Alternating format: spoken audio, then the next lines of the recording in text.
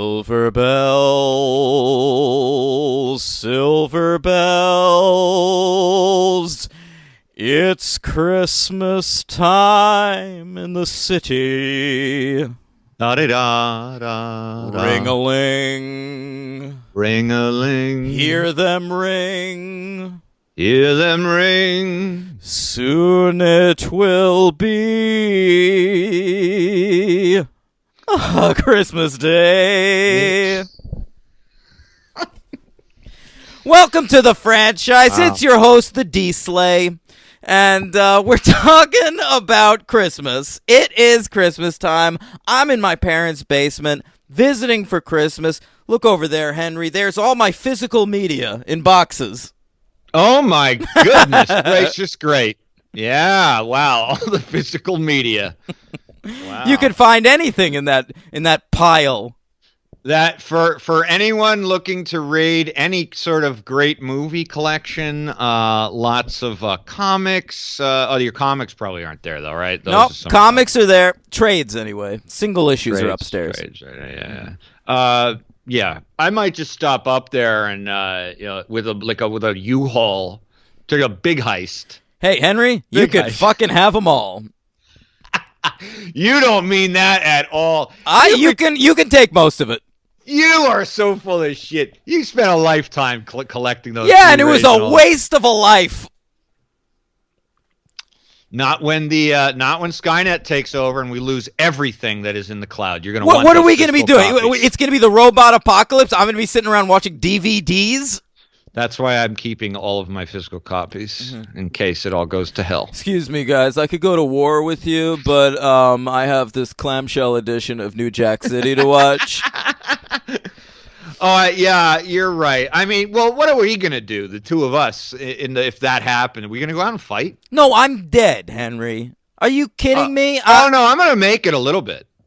What do you mean you're gonna make it a little bit? I'll be out there a little bit. I'll survive a couple days. I'm gonna hang out in my apartment. Yeah. Until I die. Yeah. And then, like, when a robot arrives or a zombie, I'll just kill myself. Right. That's it? You're ready? You got it all mapped out. I'm ready to die. I'm like Biggie Smalls. Not going to fight at all. All right. I'm going to put up a little bit of a fight just for the hell of it. And then if fate takes me, that's fine. Not me, man. I'd rather face Skynet, though, I think, than zombies. But, Henry, I don't think we will have to deal with such an apocalypse. I think we'll be saved by Santa Claus. Or, how about... Oh, man? Or how about me? Howard Langston. Great my name is definitely Howard Langston. I was given that by my mom. I grew up in Minnesota. I'm Howard Langston. Where are they in this movie? What state is this? I couldn't ever figure it out, but I think it is Minnesota. I think that's Is it Minnesota? I mean, I think it is, because the police department, it's the Twin Cities Police. Okay, and I think I read that the mall stuff was filmed in Minnesota. At the Mall of America. I just figured out then fine it was. Although at one point Arnold Schwarzenegger is wearing an Olympics 1996 Atlanta t-shirt. That was a nice touch. He wore that to bed. That was the Richard Jewell Olympics. It's me, Richard Jewell. Go see my movie. Do you go see that already? I'm gonna see it. You know I'll see it.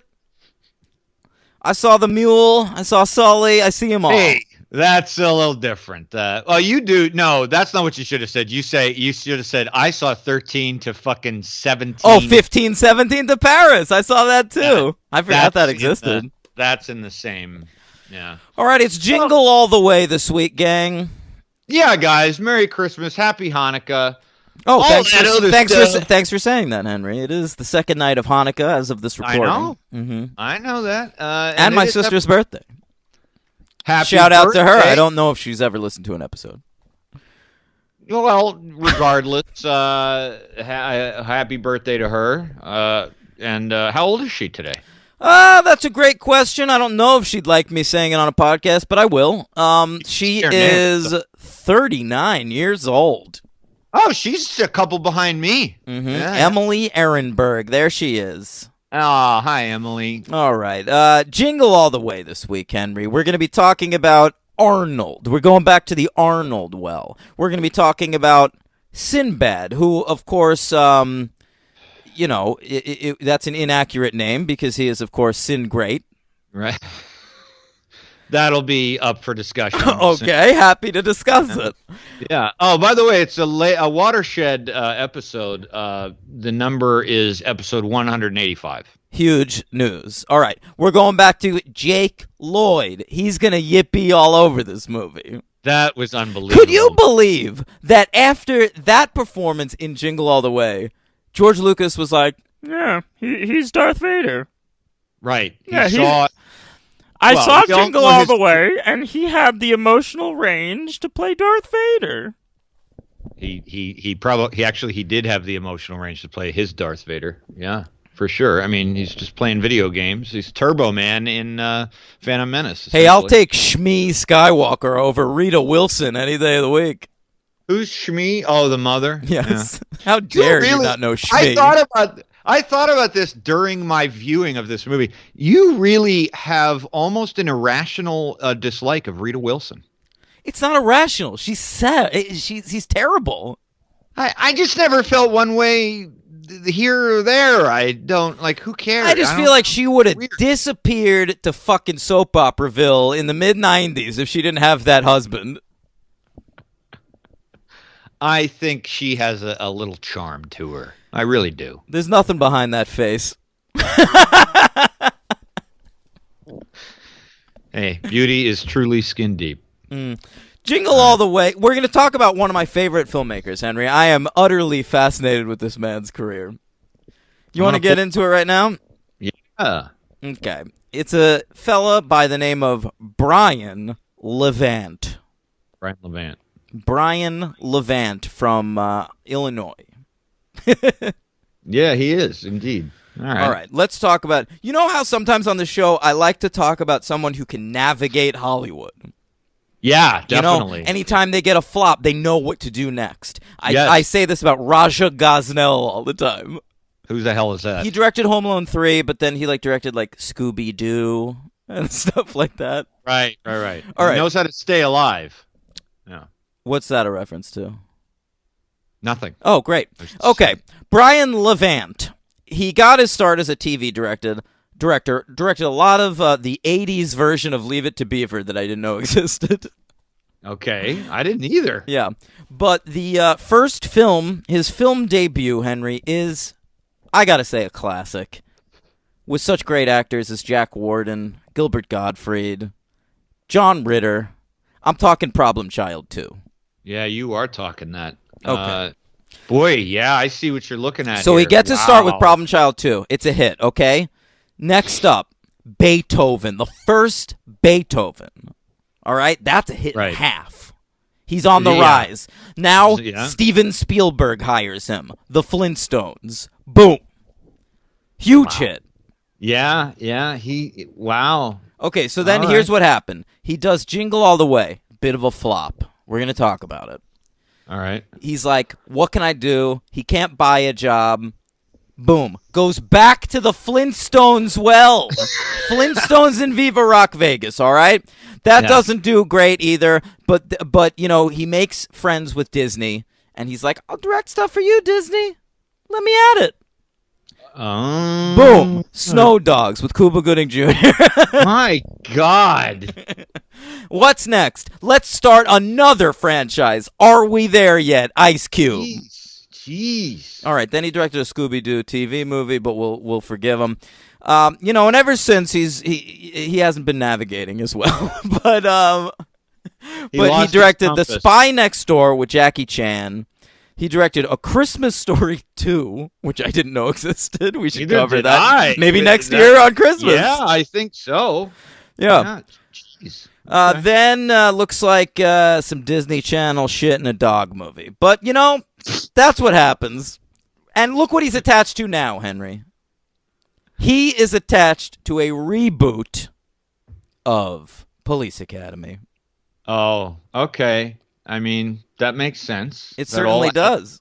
It adds up. Yeah. All right, so that's the great Brian Levant. We'll talk about him many more on the show when we cover Beethoven, when we cover Flintstones. You can look out for all these in the next year, I would say. I think that his autobiography should be titled A Bunch of Disney Shit and a Dog. The Story of Me, Brian Levant. But, I mean, that's everybody. I feel like most directors now just direct a bunch of Christmas shit, Disney shit, and a dog. Shit and a dog. Yeah. The stories of 50 Man, he has directed a lot of dog stuff if you take those Scooby-Doo things into consideration. Snow Dogs, Beethoven, this movie Max 2, White House Hero that I've never heard of. How did he not get involved in this origin story of Scoob? Oh, Scoob. I can't wait for that movie. We should cover Scooby-Doo this year. How? We can just do the theatrical ones, man. Okay. Yeah. All right. Jingle. Let's talk about it. Written by Randy Cornfield, but with some controversy, Henry. Oh, yes. Go ahead. Okay, he was sued by a high school teacher, okay, a high school English teacher, I believe, wrote a screenplay called Could This Be Christmas? Great title. Could this be Christmas? I think it could be. Look outside. There's snow on the ground. I'm looking at some lights on houses. Yeah. I think this could be Christmas we're looking at here. Could it? But it's a question. He didn't write it with a period. No, definitely a question mark. So Randy Cornfield possibly stole that screenplay because that high school guy won the plagiarism suit.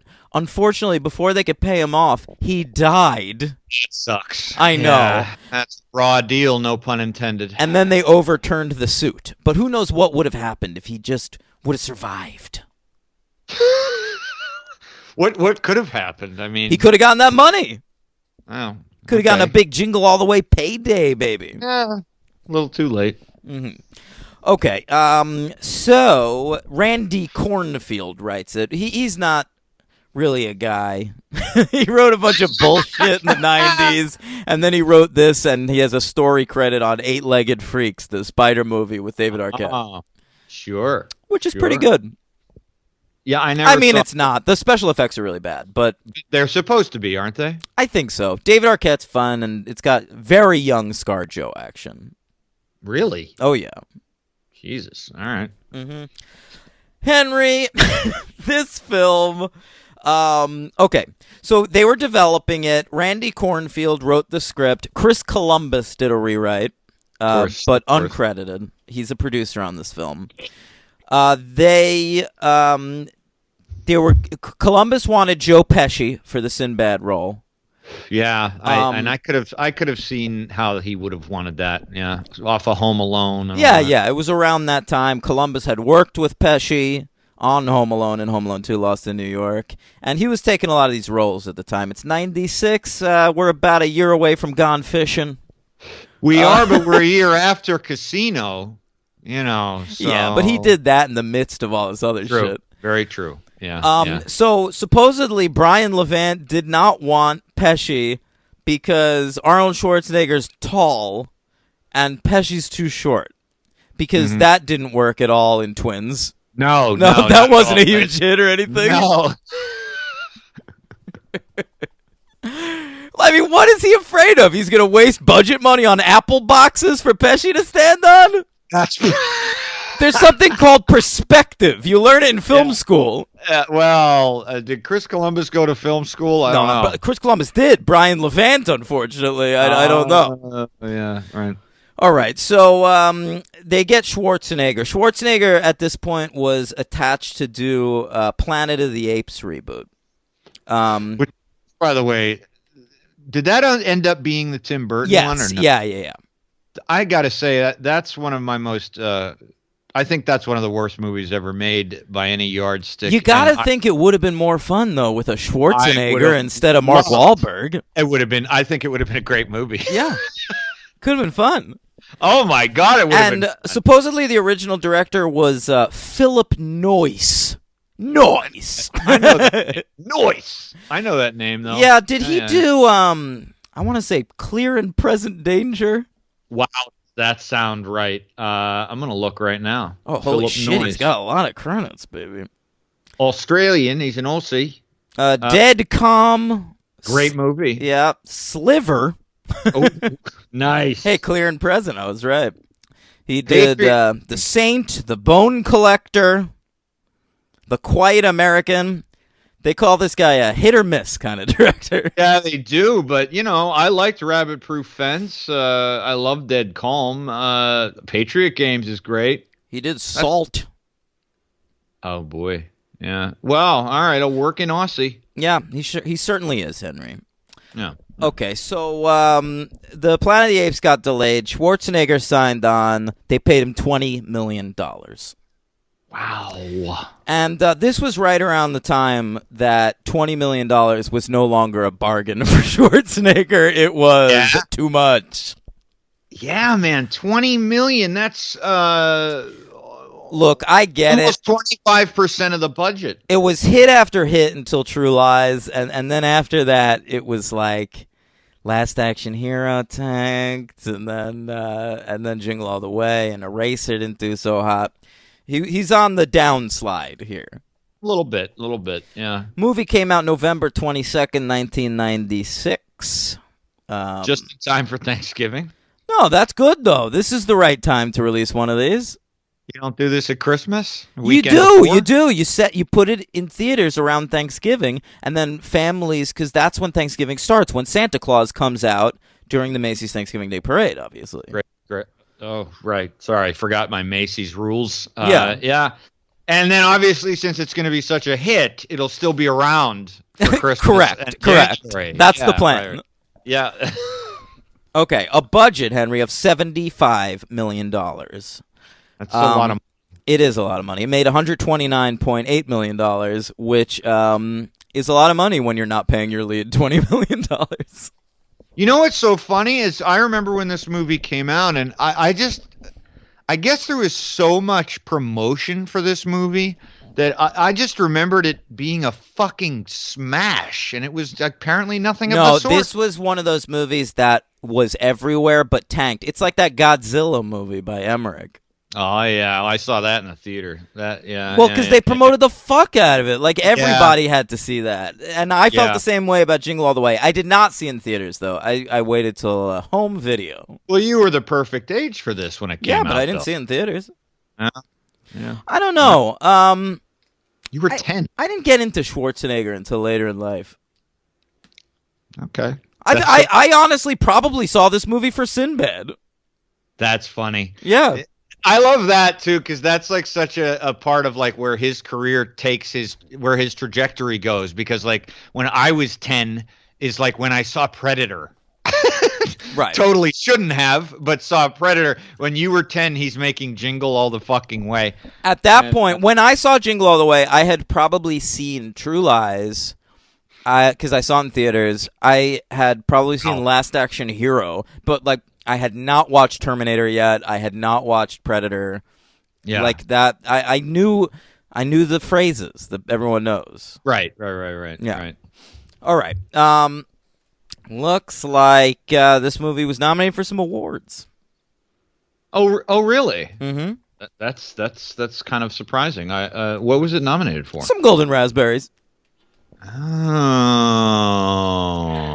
It's the raspberries, no razzmatazz. All we're lacking is a little pizzazz, 'cause it's the golden raspberries. It's the worst of the worst, not the best of the best. It's pizzazz gone raz.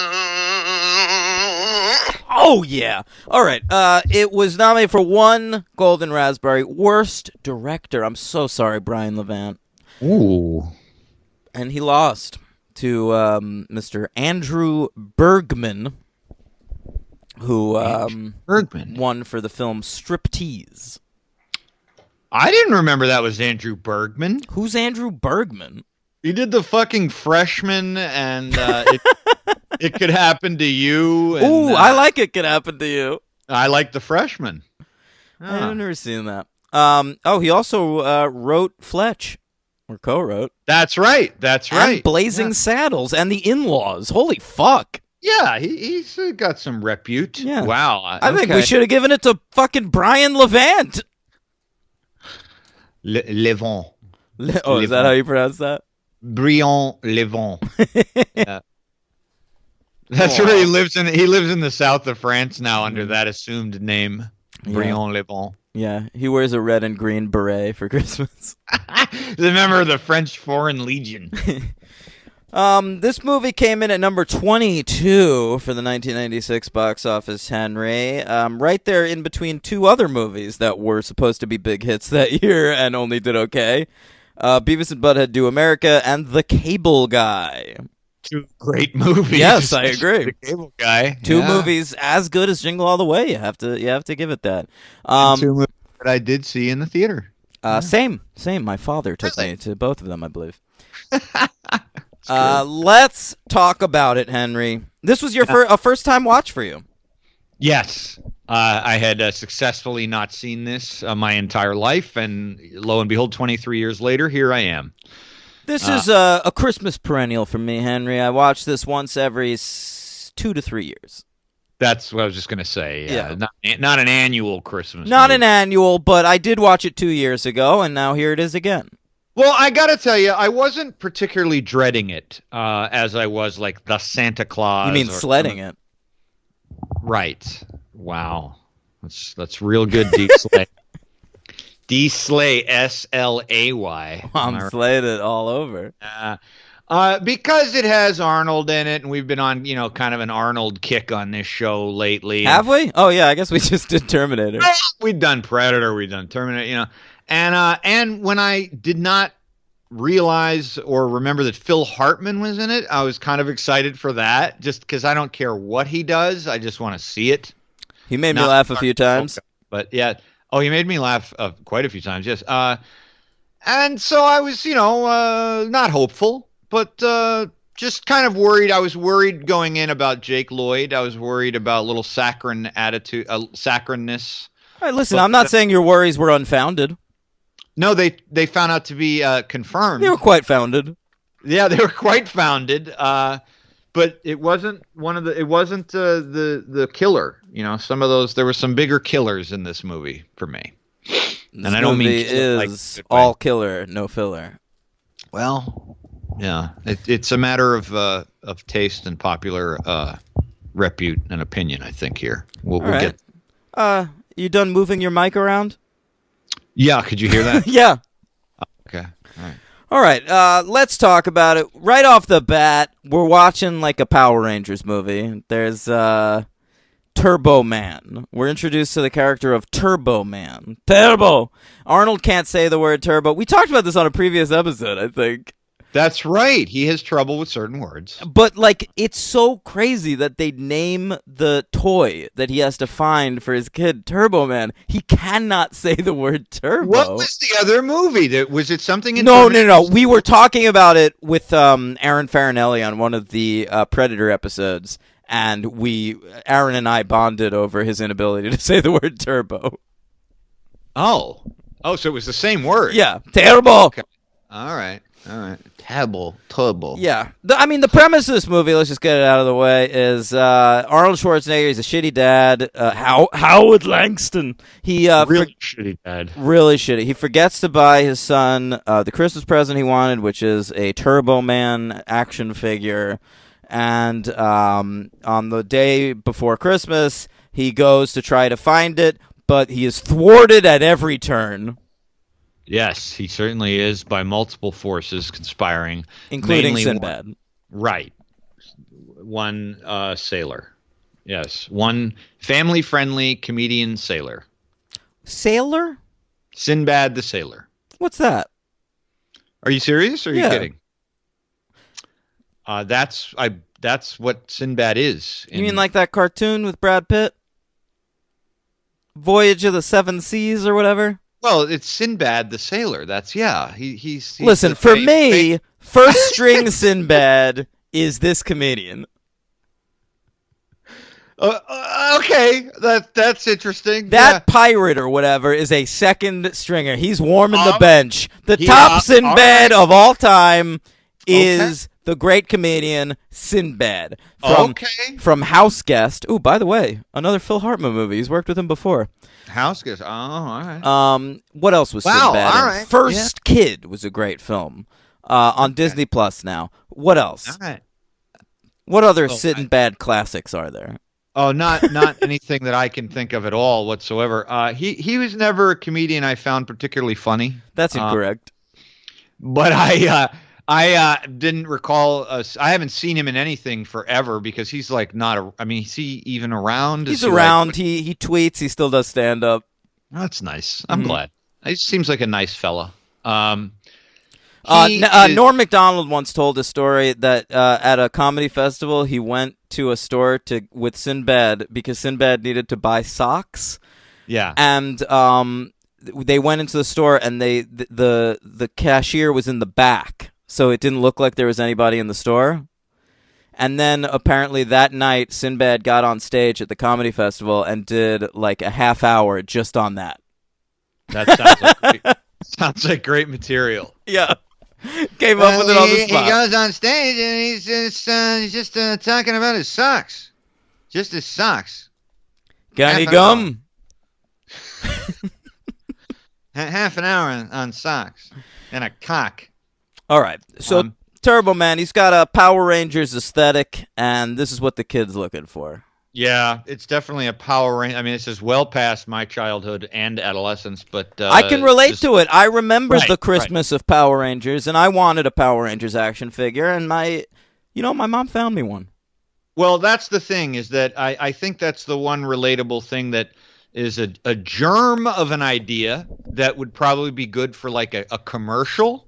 Yeah. Probably a commercial, a full-length movie dedicated to finding a toy. I don't know if it has quite enough legs to get there. I might argue there are two great films with that premise, and we're going to talk about both of them today. Oh, okay. That's all right. Yeah. Okay. I will just say right off the bat, I might as well get it over with because we'll see when it comes up again. There's lots to talk about. I found, unfortunately, Sinbad to be extraordinarily annoying. Why is that? Because he never shuts up for a single second that he's on screen? Yeah. I mean, and he's always screaming, and nothing he says is funny. Whoa!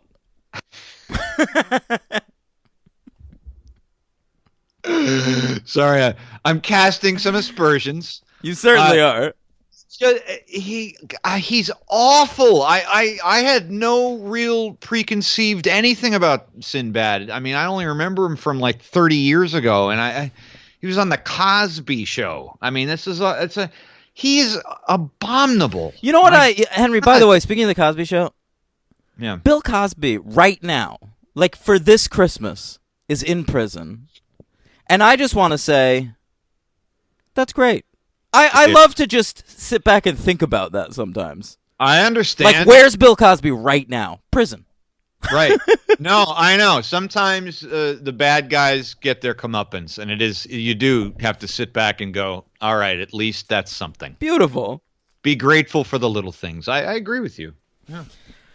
All right, let's start. Arnold, it's one of those movies like Mighty Ducks, which we talked about earlier this year, where we're introduced to a real workaholic. Yeah. Hello. Thank you for your... Wait, what's his line after every phone call? Oh, I don't remember. But he says it to Rita Wilson, and that's very funny. Hardy har. Can I ask you a question, though? Yeah. What's his job?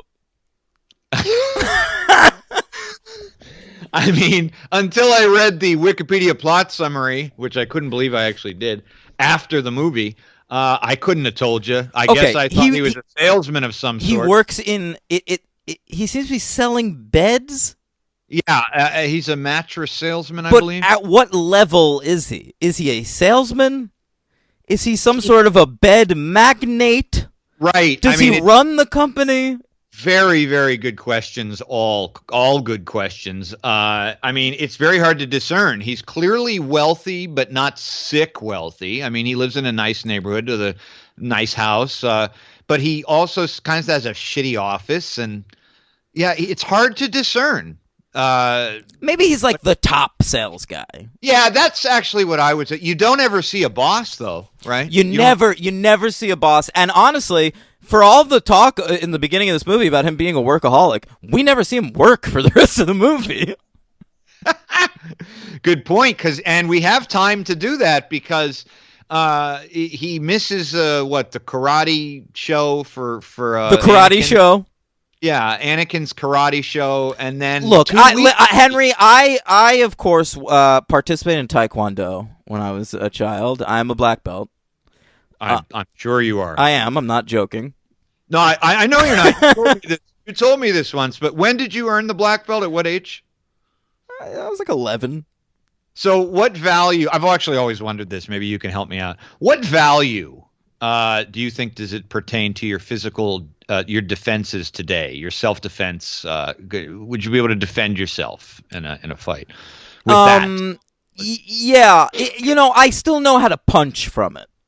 Yeah. Yeah, but I mean, like, I can't do any other stuff. I don't think my legs bend like that anymore. Yeah, that's one thing they don't tell you when you're 11 taking martial arts courses, that, you will have this knowledge for the rest of your life. But when you turn 29, certain moves are just not going to be available to you. Yeah. Now you're 11, okay? You can kick above your head and break a piece of wood. All right? But they don't tell you in 20 years... if you lean down to pick up the quarter you dropped, it's gonna feel like death. The quarter. I don't pick up change anymore, Henry. Nah, it's not worth it. No way. I reached that a long time ago. Yeah, I love this station in life we're at too, where the first denomination that comes into mind is like a quarter. It'd be great if we were like possible to be like, man, when I drop 100, it's like I can't even. I mean, I'm just like whatever. Henry, man. I'm kind of there right now. I got $2,000 in tips this Christmas. I hate you so much. Wow, that's fucking crazy. Yeah, got a couple $100 in my old Pockaroo right now. I have my wallet right now in my actual physical wallet. Yeah, $5. Nice. You spend that on 2/3 of a pack of Black & Milds? Oh, no, I'm sorry. You're a vapor now. No, I'm going to actually subscribe to the Patreon to help the show out. For 1 month? Yeah. Why not? Yeah. Guys, that's a great idea for Christmas, by the way. Subscribe for 1 month. Just listen to everything and then unsubscribe. Special prize to somebody that can get through 180. Oh, no, you wouldn't have to do that. No prizes. No, just the patron episodes. Yeah, it's not that many. It's a lot of hours, though, for 1 month. Still it's a lot. We do like 3 or 4 episodes a month. Yeah, we're a packed show. You get a lot of hours out of us. You better believe it. All right. So yeah, the karate class. He's getting like a purple belt or whatever. Which I'm like, calm down. Your dad doesn't need to be there.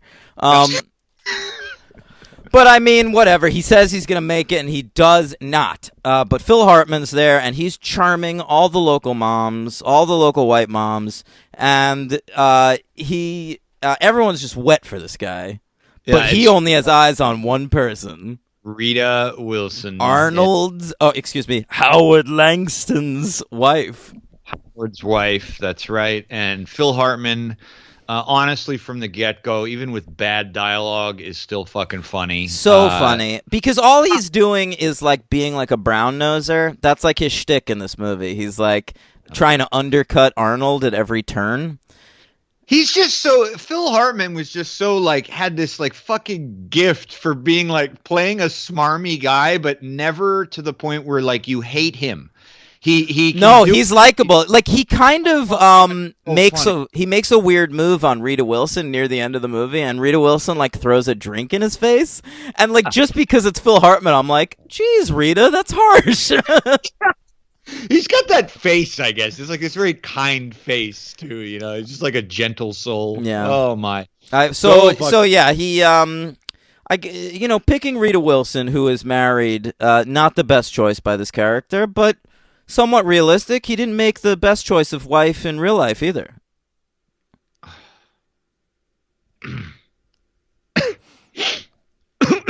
Pause for station identification. I say that because Phil Hartman's wife murdered him. Right. And then killed herself. Right. Leaving their 2 children orphans. Right. Yes. I wonder where they are this Christmas.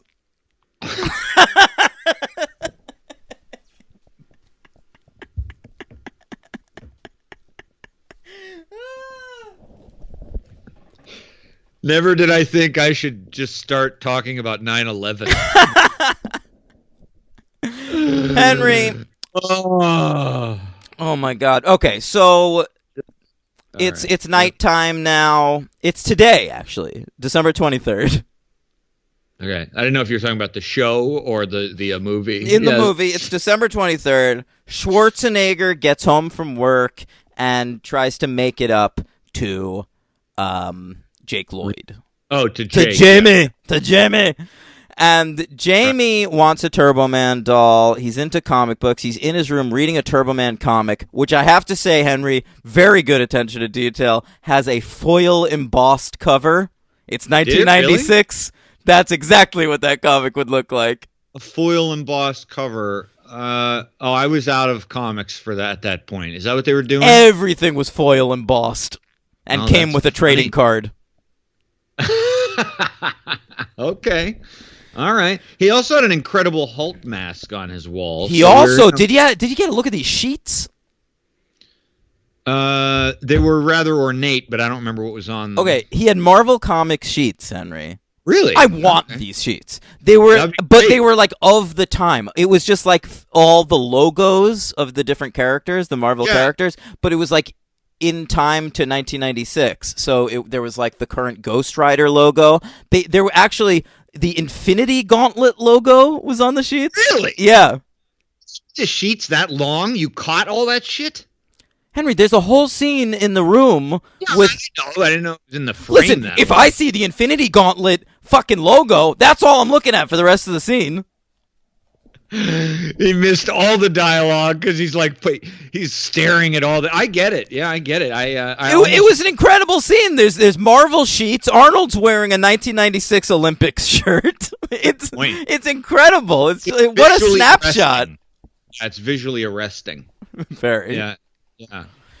Okay. What happens next? I wrote down Arnold does a Bruce Lee impression. That's not great. Oh, Jesus Christ! He does one of those. Whoa!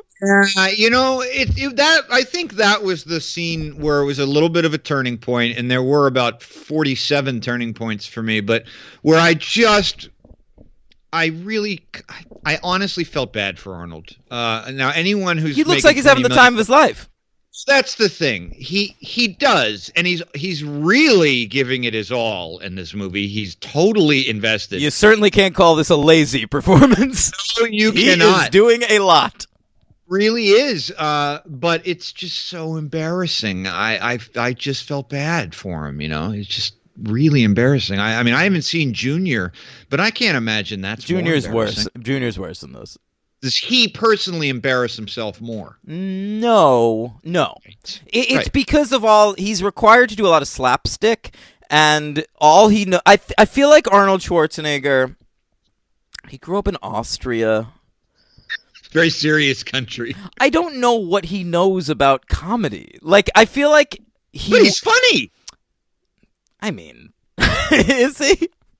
Sure. I mean, like he has a sense of humor. No, of course he has a sense of humor, but I get the sense that he grew up watching Jerry Lewis movies, and all he knows about comedy is it's funny to fall down and it's funny to pull a crazy face. Yeah, I mean, when you grow up on Leni Riefenstahl films, it's not that easy to develop a sense of humor, Yeah, I mean, but we have to take this into consideration. He's playing Howard Langston from Minnesota in this film. Do you know who Leni Riefenstahl is? Riefenstahl, what was he, like a Goebbels type? Good call. It was a female filmmaker for the Nazis. Yes. There you go. Female filmmaker. Man, a lot of diversity in the Nazi organization. More than was going on in Hollywood at the time. They opened it up a little bit. More than Hollywood. Wow. I think the Nazis had it right. They were there first. Yeah. The Nazis would have hired Ava DuVernay. Yeah. All right, so it's the morning of Christmas Eve, Henry, and Arnold's online at the toy store. Yes. Okay. Yes. Sinbad's also on the line. That he is. He begins to speak with said Arnold at length. Sinbad's at work, too. He's a mailman. He's a mailman. Again, I don't know when these people work. Right? I'll tell you what, though, Henry. In this movie, he goes postal. He does go postal. He also says he's going to go postal. Oh, does he? I didn't realize I was stealing a joke. No, he says it, and when he's holding the fake bomb in front of all those cops, he's like, "I work at the I'm going to go postal." Yeah. There's a lot of Sinbad improv in the movie. That's kind of all that character is. They just let Sinbad go off. I think that was an error. I read that too, and I think maybe. Well, I don't know if he was scripted. Would it have made a difference? Maybe not. I honestly don't know. I feel like this was every Sinbad movie. They just let Sinbad have fun. Yeah. I mean, the whole movie is just with two guys just beating each other up over trying to get this turbo. Well, that's not necessarily true. They team up a few times. Well, they hang out in a diner together. That's a lot of diners in these Jingle All the Way movies. Yeah, there are a lot of diners. And the other thing about it is, I remember when I was watching this, I was like, this is the longest Christmas Eve day I've ever seen. You're absolutely right. By the end of the movie, it's not even nighttime yet. Crazy. It goes on, and he goes all over the city. He goes to a warehouse outside the city. He goes to a radio station. There's a parade on the street. There's a parade in town, and nightfall hasn't even hit. I mean, I feel like everything in this movie happens between 7 a.m. and noon.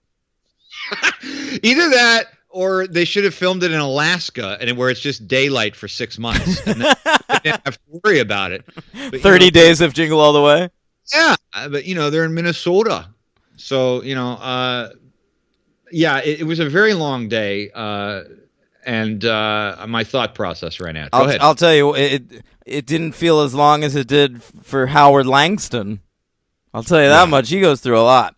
So he goes into the toy store, Henry, and Sinbad's already nuts. I think the movie would have benefited from Sinbad slowly going more insane. That's a good point, actually. He starts out at like a 10. He tries to fucking choke slam a lady in the toy store, moment one. Yeah, you're right. We get to see Chris Parnell. We certainly do. I forget that every time I watch this, and I'm always delighted. That was insane. I was trying before his SNL run, right? Yeah. Now, I mean, right? Because he's like 2000. I feel like he's like a 2002 guy or something. Yeah. But now, I never did get to look this up. By the way, I hope you can tell me. In the opening Turbo Man TV show, I'm listening. Is the woman in distress Kristen Wiig? No, come on. It really looks like her, and they show her multiple times. I did not see a credit, but it really looked like her. It's definitely not Kristen Wiig. Okay. Because I read about the movie. I did research for the episode. Surely I would have come across that. I would think so. I mean, that would have been like 10 years before she was a breakout on it, but more. Still, really? I thought she was 2000. No, I guess you're right. Bridesmaids was 11, so she'd been on SNL for a while. Oh yeah, SNL for quite a while. I just didn't know if that was her or not. All right. During this mad rush to get Turbo Man dolls in the toy store, Henry, we are listening to another unfunny a Jingle Bells cover. Oh yes. Okay, did you happen to notice this one? There were a lot. You gotta. Okay, Brian Setzer Orchestra. Oh yeah. Jesus. All right, and I was loving this because he changed some of the lyrics. I don't know if you noticed. I did notice that. Now that you know how in the song Jingle Bells you say, "Oh, what fun it is to ride in a one-horse open sleigh." Right. All right, not in Brian Setzer's universe, baby. Oh, what fun it is to ride in a '57 Chevrolet. Oh my god. This is what that whole swing movement. They were just like, we love cars and the 50s, and we love dice. We love to play with dice, and we love big lapels, real big lapels. You want very prominent lapels on all your clothing. I mean, I don't even remember. This swing movement was the Stray fucking Cats, and then in the '90s, you got there was a swing revival. Yeah, but there, I don't remember. The swing revival is another thing, because that had like Big Bad Voodoo Daddy and Cherry Poppin' Daddies and all that shit. Squirrel Nut Zippers. Exactly, but like in the '80s with the Stray Cats, who the fuck? There was nobody else. It was just them. Yeah, but I'm talking about the swing revival. Okay, I'm just saying. You got me thinking about the swing movement. There was no swing movement. It's just the fucking Stray Cats. And no, there was swing music. But Stray Cats were the ones that broke out and became mainstream popular. I didn't know any of the other ones, man. It's always I know people that are like swing dancers. Like they go out once a week and fucking dance swing. Oh, no. I know. I'm just saying when the Stray Cats were big in the 80s, yeah, I don't recall there being any other bands that were famous, unlike in the revival when you had heard of all these other people. Yeah, but all these other bands listened to the Stray Cats and they were like, this is the fucking hottest shit I've ever heard in my life. Let's start a swing band. The Stray Cats in many ways were the Velvet Underground of the 80s. They were never that popular, but everyone who heard them started a band. Never will the Velvet Underground be compared to the Stray Cats again. Who's better, Brian Setzer or Lou Reed? Tough call. Tough call. I loved the swing revival, Henry. I've been holding out hope for years for a swing revival. Well, I actually really love the scene at the end of Swingers. I think who doesn't? And I'm going to confess to you right here. I'm not proud of this. I'm not going to say I'm proud of it. Okay, is that out of the way? Go ahead. 1998. Yeah, I bought the cassette of the Cherry Poppin' Daddy Zoot Suit Riot. What was that record called? Zoot Suit Riot. The album, or it was a single? I bought the album. Wasn't the album just called Zoot Suit Riot? I don't recall. Throw back a bottle of beer, a Zoot Suit Riot, home to the Christmas cheer. I changed the lyric to be about Christmas. You did. I'm going to look up that title because it's not Zoot Suit Riot, but continue, please. Okay. So that's going on. Meanwhile, Schwarzenegger's talking home, and he doesn't like what he's hearing. Hartman's over at the Langston residence. Bacon cookies, which gave me my first real big laugh of the movie, Henry, when Arnold Schwarzenegger on the phone says, "Put that cookie down now!" Yeah, I kept thinking that if this movie would have come out today, there'd be a lot of little vocal catches from these. They'd be all over the fucking meme net and all that. Sure. By the way, the album was called Zoot Suit Riot. The whole album? Yeah. Wow. They knew that song. They were like, listen, we got this song. It is going to be big. Let's just call the album that. Yeah, well, they were kind of right. Now, what does that mean, Zoot Suit Riot? Is that like... A zoot suit is what you wear. Those to go swing dancing, but like, why is the riot happening? I would assume they're just going nuts on the dance floor. Yeah, it's a party. It's a zoot suit party. So it sounds like something real great. All right, I don't think they need to evoke Rodney King or something. No, especially since swing music didn't take place in a particularly happy time for the African American community. Yeah, but Henry, what a time it was! It's the best time around. The roaring 20s, if you're white. Okay, what happens next? Oh, so they try another toy store. Yes. Right? They go in there. They've got a new shipment of Turbo Man dolls. Now, here's what happens. They say they're going to hand out a bouncy rubber ball to everybody. All these bouncy rubber balls are numbered. And if they call out your number, then you get to purchase a Turbo Man doll. All right? So I'm thinking, great idea. Nothing that can't go wrong. No. What can go wrong? No, nothing. So they hand out... no, excuse me, they don't hand out the rubber balls. No. He says they're going to hand out the rubber balls, but the employees throw them in the air. It's like lotto style. Yeah. They're bouncing all over the place, Henry. Everyone's chasing after them. Arnold chases one downstairs, down the escalator, through the mall, and finally... Does he find one? Well, it goes into the ball pit, and he jumps in there, and then some parents think he's, like, molesting a kid. Well, yeah, it falls off of the ledge of one of the walkways into and now it turns out this was a surprise to me too, a little girl's lap. She takes said ball into the ball pit, and he jumps in there and tries to trade balls with her. And that's when he says something like, "Little girl," and I was like, "Take my ball." I thought that was, and well, that's when I was like, I thought that was a boy. Oh, I actually did at first too. She has sort of like that androgynous bowl cut. What's that ice skater, Dorothy Hamill? Dorothy Hamill do going. Yeah, that's kind of what it looks like. Yeah, you got the overalls happening. And he's like, "Little girl," and I was like, "Oh, all right, okay." Yeah. And that little girl grew up to be Paula Cole. A lot of Paula Cole references lately. I like. Did we make another one? Yeah, I think it was on the Patreon, right? We were talking about Paula Cole. Oh, see what you're missing out on, you non-patrons? Paula Cole references. That's what you're getting when you pay for that Patreon. All right, what happens next? He misses out on another opportunity to get the Turbo Man doll. So what's next? Jim Belushi shows up. Yep. All right, and right. I knew he would be showing up because he gets the "and" credit in the opening credits. Oh my God, that's right.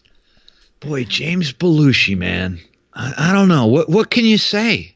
Listen, he's got to be one of the people in the world with the longest, most successful career with that little talent. He's probably one of those people. Yeah. He's just been riding his fucking brother's corpse till the very end. He really did. I like Jim Belushi in two movies. One, he has obviously K-9. I never saw K-9. Okay, go on. Does that have a sequel? Yes, it certainly does. A couple of them, I believe. Oh, pretty good. We haven't yet to do that type of animal thing. No, he has one scene in The Ghost Rider. Oh, yeah. He's in Twin Peaks: The Return. Is he? Yes. Is he decent? Yeah, he's all right. Yeah, that's how he is in The Ghost Rider. And I think when you tell him to like shut the fuck up and stop farting, like he's all right. Right. And he is I'm totally ready to be made fun of here. I already have been for this movie, but in my beloved John Candy's Only the Lonely. No. He's I'm sure Jim Belushi is great in that. He's not the highlight, but he's not bad. Jim Belushi and John Candy, that sounds bad. Well, I thought you were gonna say like talk about huge talent with like Do you know that you got to give Blues Brothers 2000 one thing, Henry. What's that? Jim Belushi lobbied for the role of the other Blues Brother. Okay, what do you mean? Why would you got to give that? Because they cast John Goodman. Oh, that movie's a piece of shit, but they could have put Jim Belushi in that movie. I see. So they knew what was going on. Okay. Yeah. You ever watch According to Jim? No, but when I was doing my superhero count, I did see that pop up, and I was like, I remember that. That was on for a very long time. Yeah, I'm sure it was great. He was married to Courtney Thorne Smith from Melrose Place. That's believable. And Ally McBeal. I know her. I know who you're talking about. Yeah. All right. From Ally McBeal? No, from Melrose Place. Oh, you watched Melrose. Okay. Sure, because that was after 90210. That was when I was like 12 or 13. That was on TV. I watched it when it was on TV. Sure, Wednesdays on Fox. I don't remember that, but sure. Yeah. All right. So Belushi is a Santa Claus. Yes. Okay. He's a disgruntled Santa. He certainly is. And he tells Mr. Langston, Arnold, that he can get him a Turbo Man doll. So he drives him out to a warehouse, and it's full of Santas who are just like selling Turbo Man dolls. Very odd. Yeah, very odd scene. A little background would have been nice for that, I feel, in the movie. Speaking of background, did you notice the song in that scene? No, no. It was another Christmas song. I've never heard this one before, and I looked it up. It's called Backdoor Santa. Oh, is this the bluesy one? Yep. Backdoor Santa. Yeah. Really paints a picture. Yeah. I wonder if it was by somebody like reputable. It sounded like It could have somebody been Jim reputable. Belushi. Oh my God. He does blues sometimes. I got to tell you, there was a lot of music in this movie, and it just became sort of staticky nattering to me in the background. I was not focused, as I usually am, a very attuned person to the soundtrack. I just lost all that. You and missed was just out. kind of following the labyrinthine plot here. It was just interesting. So all these Santas have like a secret warehouse where I presume they're stealing toys from the places that employ them and then selling them on the black market. Is that what's happening? Yeah, here? it seemed like they reminded me of the peddler from Child's Play. Oh, sure. Yeah, but they didn't. try to But rape they them. have a real operation going. Yeah, they actually. It's not just out of a shopping cart. No, and they're not assaulting people. No. Well, they're assaulting Arnold, but yeah. Well, they offer Arnold a Turbo Man doll, and they say it's $300, and Arnold's like, $300? What are you doing to me? I am but a salesman for a bed company, I think, and so, and then it turns out that the doll's broken. Yeah, in pieces. Wait, It's wait, not in that had pieces a- though; just the head falls off. Wait, that I have to say, I think I giggled, or maybe not a giggle, maybe more like a smile. I wish I could say I giggled. I really only giggled and laughed at Phil Hartman in this. I did smile when the doll spoke Spanish. I thought that was kind of funny, right? That was kind of funny. But I felt like Arnold played this poorly. Like the doll breaks and he like throws it aside. Yeah. And he's like, "Fuck you guys, I'm out of here." But That'd have been great. but he here's what I would have done, Henry. Yeah. He caught them in a lie. The doll's broken, and they offered him $300 for it. Just tell them, I won't fuck up your operation if you sell me this broken doll for list price, $19.99, Right. and just glue the head back on. That would have worked. Yeah, that would have worked. Done. He could have gone home, gone to the parade, movie over. Yeah, Never would have seen Sinbad again for the rest of his life. that's very true. He could have been lost in the seven seas. No, it's true. There were several options. He either could have done that, or he could have just said, "Look, I don't want any trouble. I'll give you the $300, but in this whole warehouse, just give me a Turbo Man that's kind of put together, and it'll be fine." Yeah. Yeah, that's a good call, too. Or take the fucking doll, give it to your kid. The kid opens it.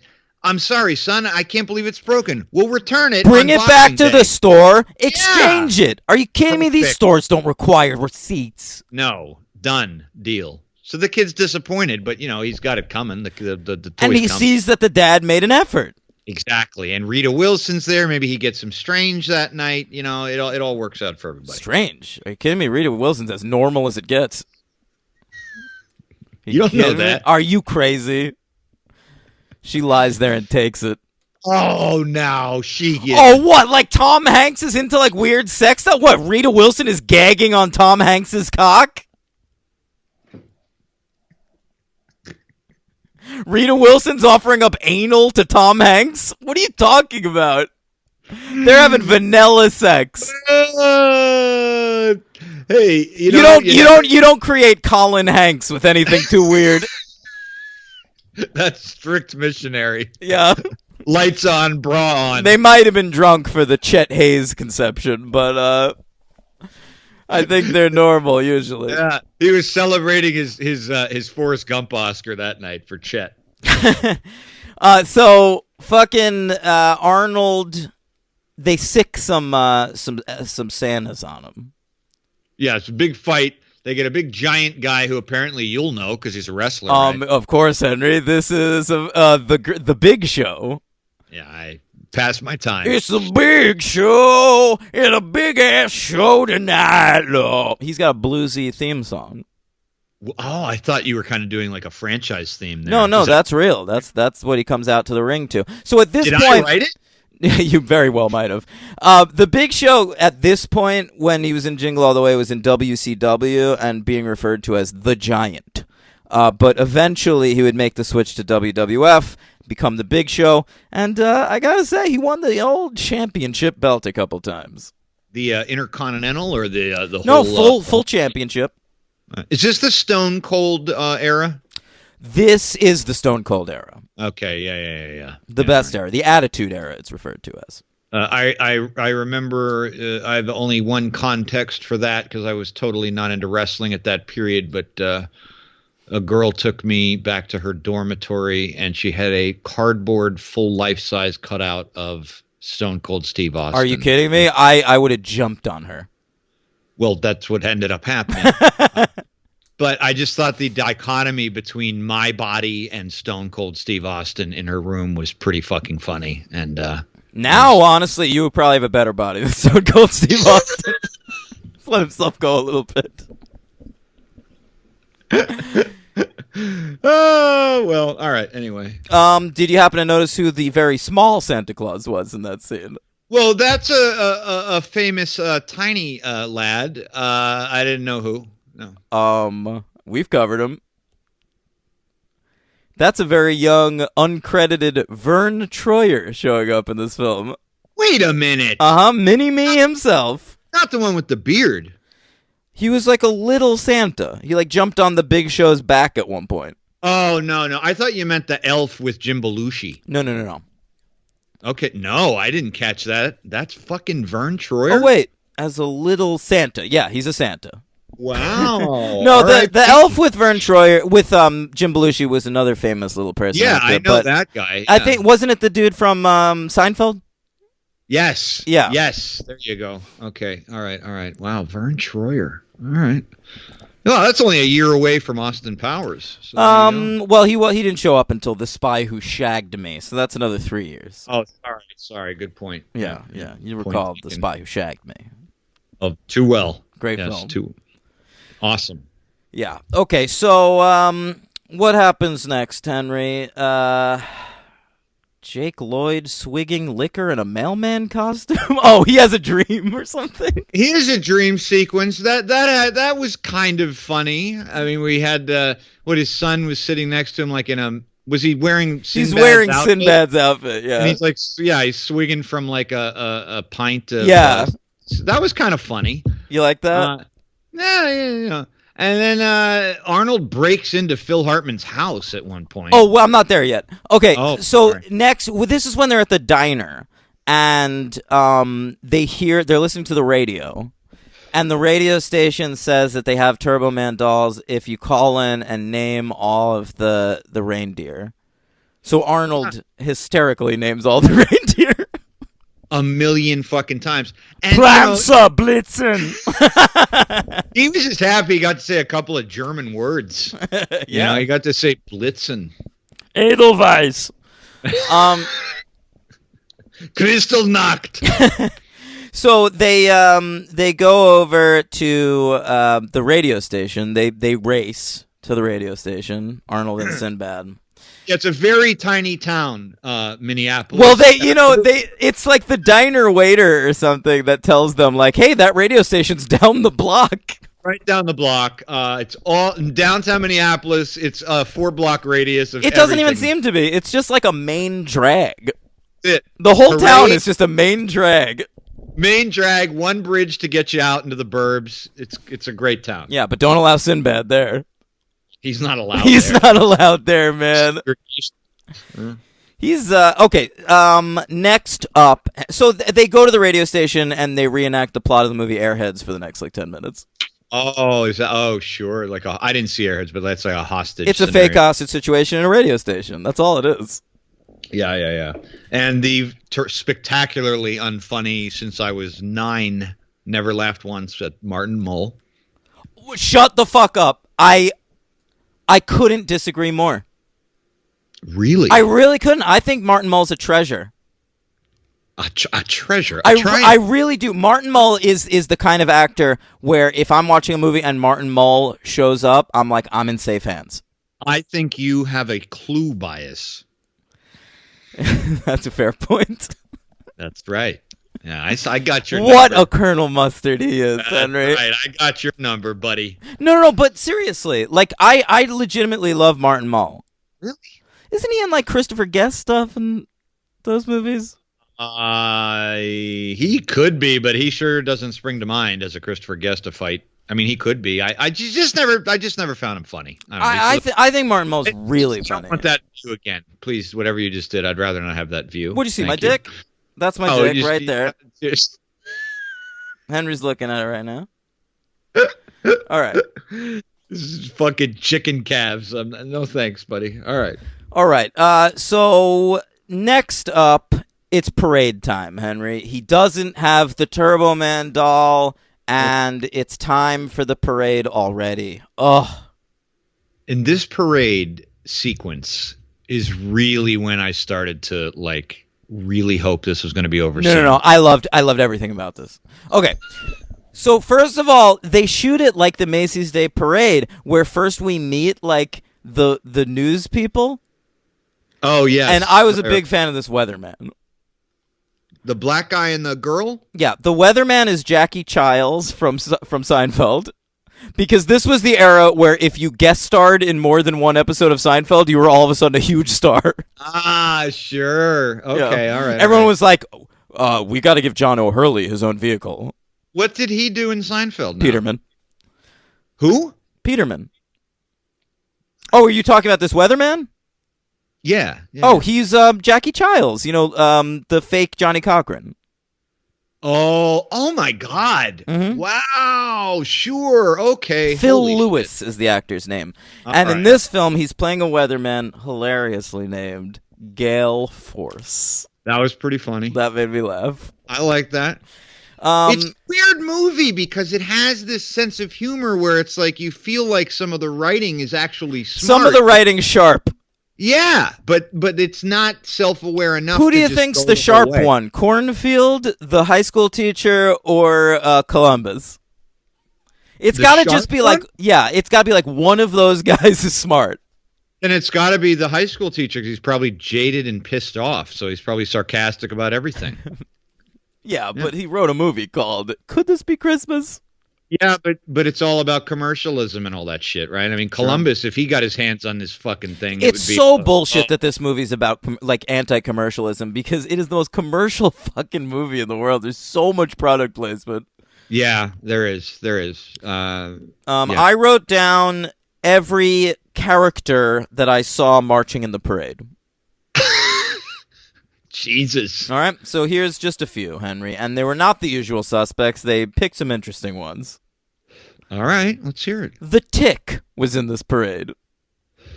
I feel like we weren't watching the same movie, or your attention was just really. I was locked in. I was locked in. You have seen this movie more than once. That's true. I didn't really have to pay attention to the plot because I knew where we were headed. I was not looking at all these peripheral things. Okay, The Tick is in there. All Okay, right. Paddington Bear Okay. in the parade. All right. Gumby. Okay. All right. All right. Sonic the Hedgehog. Okay. He's wow. there. All right. Elmo. Elmo. I'll keep Jeez. going. Hello Kitty. Hello Kitty. Okay. Bunch of people dressed as Crayola crayons for some reason. Sure. Okay. Sure. Madeline. Remember the book Madeline about like the Of Catholic course. schoolgirl? She's there. That feels a little out of place in the rest of that motley crew, but all right, okay. And finally, the Cat in the Hat, which adorably Jake Lloyd and his fat friend were watching the parade, and one of them said, "Hey, look, the Cat in the Hat," and the other kid goes, "Cool." Oh, jeez. The cat in the hat. Okay, so Arnold gets the parade. They mistake him for the guy that's supposed to be dressed up as Turbo Man. Right. Very convenient. Yeah, and Arnold can't get a word in edgewise. No way. They get that whole outfit on him. He can't even say a thing. Just a minute. What? Oh, wait. No, there must be a misunderstanding. Oh. I'm just a suburbanite Howard Langston from Minnesota. I like how in the movie, by the way, it should be noted before I forget, which I will, there's only one reference in the entire movie to Arnold's physical stature. Oh, right. Which they must have added after they got Schwarzenegger. What is it? Someone says, "How are you going to bench press your way out of this one?" Bench press your way out of this one, Langston. Does Hartman say that? Yeah. I'm like, oh, okay, somebody does realize this man is abnormally fucking bizarre looking with his pituitary case. Yeah, All right. that's the thing. No one ever references that in Arnold Schwarzenegger movies. Especially the comedies. Like, Well, that's what I mean. he's like a dad, and he's built like a fucking brick shithouse. Like, I mean, like, how can Jake Lloyd be looking up to Phil Hartman? His dad's Arnold fucking Schwarzenegger. His dad's cool. Why is he taking karate classes? Arnold can teach him how to snap someone's fucking head off. Very true. Very true. They don't ever do that in any non-action Arnold movie. Where even in a movie like the one where he's a sheriff in a small town that I like. The Last Stand. Yeah, that's a fun one, and it's never mentioned in that. They don't mention it in Maggie, where he's like a fucking farmer. No, it's always just like, Hey, I'm regular guy, Jonathan Woodward. my family is from distinct Anglo-Saxon heritage. I'm an Irish potato farmer. All right. Okay. So meanwhile, Phil Hartman's trying to rape Rita Wilson and delivers my favorite line of the movie, where he tries to remind her what great chemistry they've had in the past. And he says to her, "Don't you remember you asked me how to marinate ahi tuna, and I said all you need is Italian salad dressing."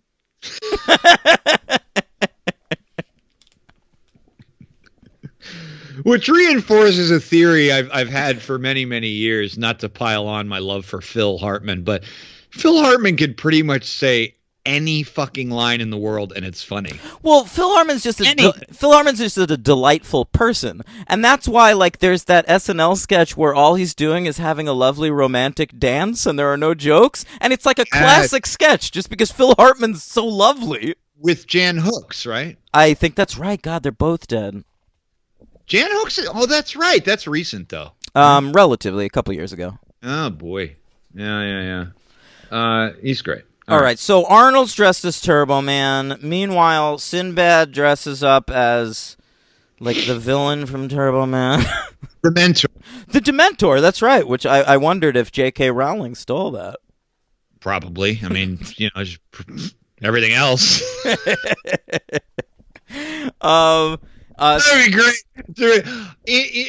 I borrow some things from Greek and Roman mythology. But don't start accusing me of borrowing things from Jingle All the Way. Yes, I stole it from the original script by the high school teacher. Yeah, right. She'd cop to that. Yeah. I could relate to writing my stories on legal pads, so I did as an homage. Sure.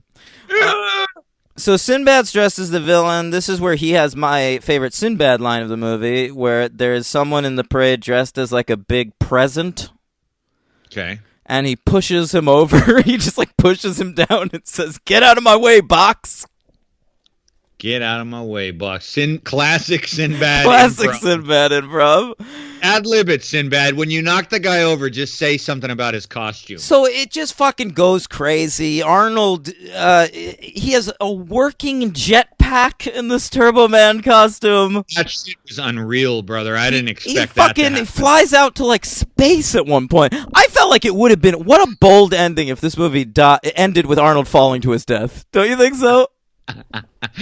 Or just keeping going on into the stratosphere and never coming back. Realizing he can breathe in space and leaving his family behind. Howard Langston is actually Turbo Man. That would have been a cool reveal. The whole time. Oh my God. The whole time. That's a brilliant twist, Henry. He's actually a Turbo Man. He's like a sleeper agent. Yeah. And he goes off to fight in the Turbo Corps. Yeah. Like fucking Green Lantern. Yeah, he heads out into the outer rims. Yeah. The outer rims. Zagama Beach. That's from Starship Troopers. Okay. Arnold finally lands. He gets rid of Sinbad. Sinbad, meanwhile, is like gonna kill Arnold's kid. He chases him up onto a roof, and then like he starts Yeah. climbing a fucking like telephone pole or something. Yeah, I mean, it gets really, really. It was already insane, but now we're beyond slapstick into sci-fi. Really, It's nuts, and it ends with Arnold flying full speed into a brick wall, surviving just fine. He fine. falls a bunch of floors, but he falls through like awnings, I think, and survives. Am I thinking of a different movie? he doesn't fall through. I'm thinking of a different movie that I Yeah, watched. Sure, no, he just falls, man, like fucking 25 stories, and he's all right. It's that turbo suit. Yeah. And then, this is the best part. When he goes and he finally sees, like, Jamie, his kid, and Rita Wilson on the sidelines, and he, like, goes to, like, give Jamie his toy and shit, and they're like, thanks, Turbo Man. And then he takes off his helmet, and Rita Wilson's like, Howard? Like, what the fuck are you talking about? Your husband's Arnold Schwarzenegger. He is unmistakable. His full face is in view. He's talking in that accent. Yeah, that's what I was gonna say. And also, by the way, the second Sinbad sees him in that suit, he recognizes him. They just met today.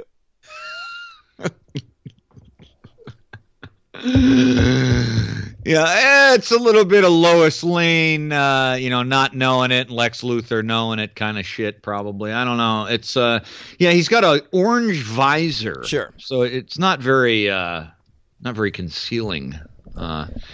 This movie's batshit. All right, so that's basically the end of the movie. There is a stinger post credits. Yeah, which honestly, I was ready to turn it off, but I was just kind of laying there. That's when I was reading the plot description. Basking in the glory of the film. Yeah, and then I'm like, in a post-credit scene, what? So Yeah. I waited. Yeah. What happens in it? I don't think I ever saw this scene before. I think I always just shut the movie off. Yeah, he puts the star on the tree. Rita Wilson says, well, if you went all the trouble to get the Turbo Man for our son, I wonder what you got me. Oh, right, and then it's a close-up of Arnold just being like pop-eyed, like, what? Yeah. Oh, man alive. But Wow. apparently Rita Wilson's a freak. He could just like go into her fucking drawer and cut the crotch out of a pair of panties. Give that to her. How is this now? That's a good, make your own present. He could be like, I made this for you, crotchless panties. Oh, got it. Yeah. Right. And then what should be said at the end of the movie, for all it's worth, the fucking kid gives the doll away to the guy that tried to murder him. To fucking Sinbad. That's right. I couldn't believe that shit. I was about to punch that kid.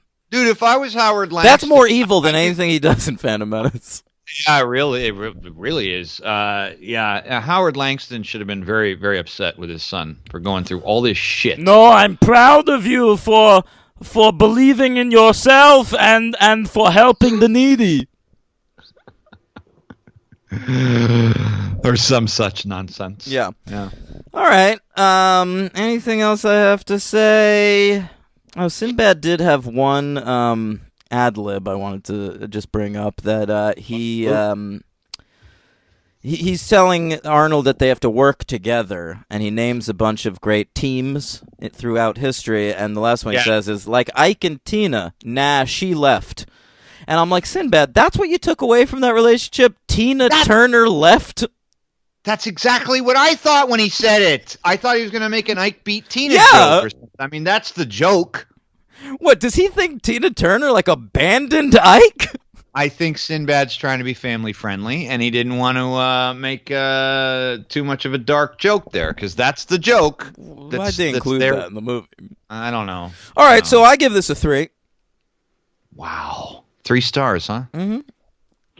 Yeah, this is a 2. It's a 2-star movie. I like that you're giving it a 2 and not a 1. No, I mean, it's Because not it's definitely between a 2 and a 3 for me. Yeah, I mean, look, it's competently made. It's just annoying. Sinbad's insufferable, but Arnie's trying. Phil Hartman's fucking great. I've seen worse child acting. I haven't seen much. Jake Lloyd is really abominable. It's not the worst performance in the movie, but it's up there. Well, it's not the worst performance movie. No, he's bad, but it's not the worst. We've seen some He's bad. so wooden.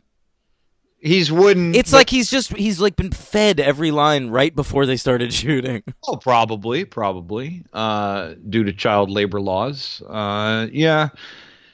But yeah, it's a 2-star movie. It wasn't by any stretch of the imagination the hardest thing I've had to sit through. It was a lot easier to sit through than the Santa Claus. I'll tell you that right now. It's definitely better than all the Santa Claus movies. Yeah, yes, it is. That kid in Santa Claus is better than Jake Lloyd, though. Don't remember him. My MVP is Phil Hartman. Yeah, mine too. Duh. Oh, all right. Yeah. My LVP was easy. That was Sinbad, man. He's just bad. Emphasis on the bad. I disagree. I think Sinbad's charming in this movie. He's got a lot of energy. I think he's a good sidekick. I think he adds something. I think he's in it maybe a little too much, but not overboard. For me, the LVP and probably the LVP in anything I've ever seen him in is James Belushi. Okay. I really fucking hate that guy. You really must, because he's not in this for that long. But it's just like, I wish I could skip that part of the movie. I would if Big Show didn't show up. Yeah, I mean, if for me, every scene Sinbad's in just brings the movie to a screeching halt. It's just every time I see him, I'm like, God, I wish you died in that hotel room. Yeah, Merry Christmas. Okay, is there a superhero count? Indeed, there is. It's a 6 count, so I'm sorry about that. Believe me. Here we go.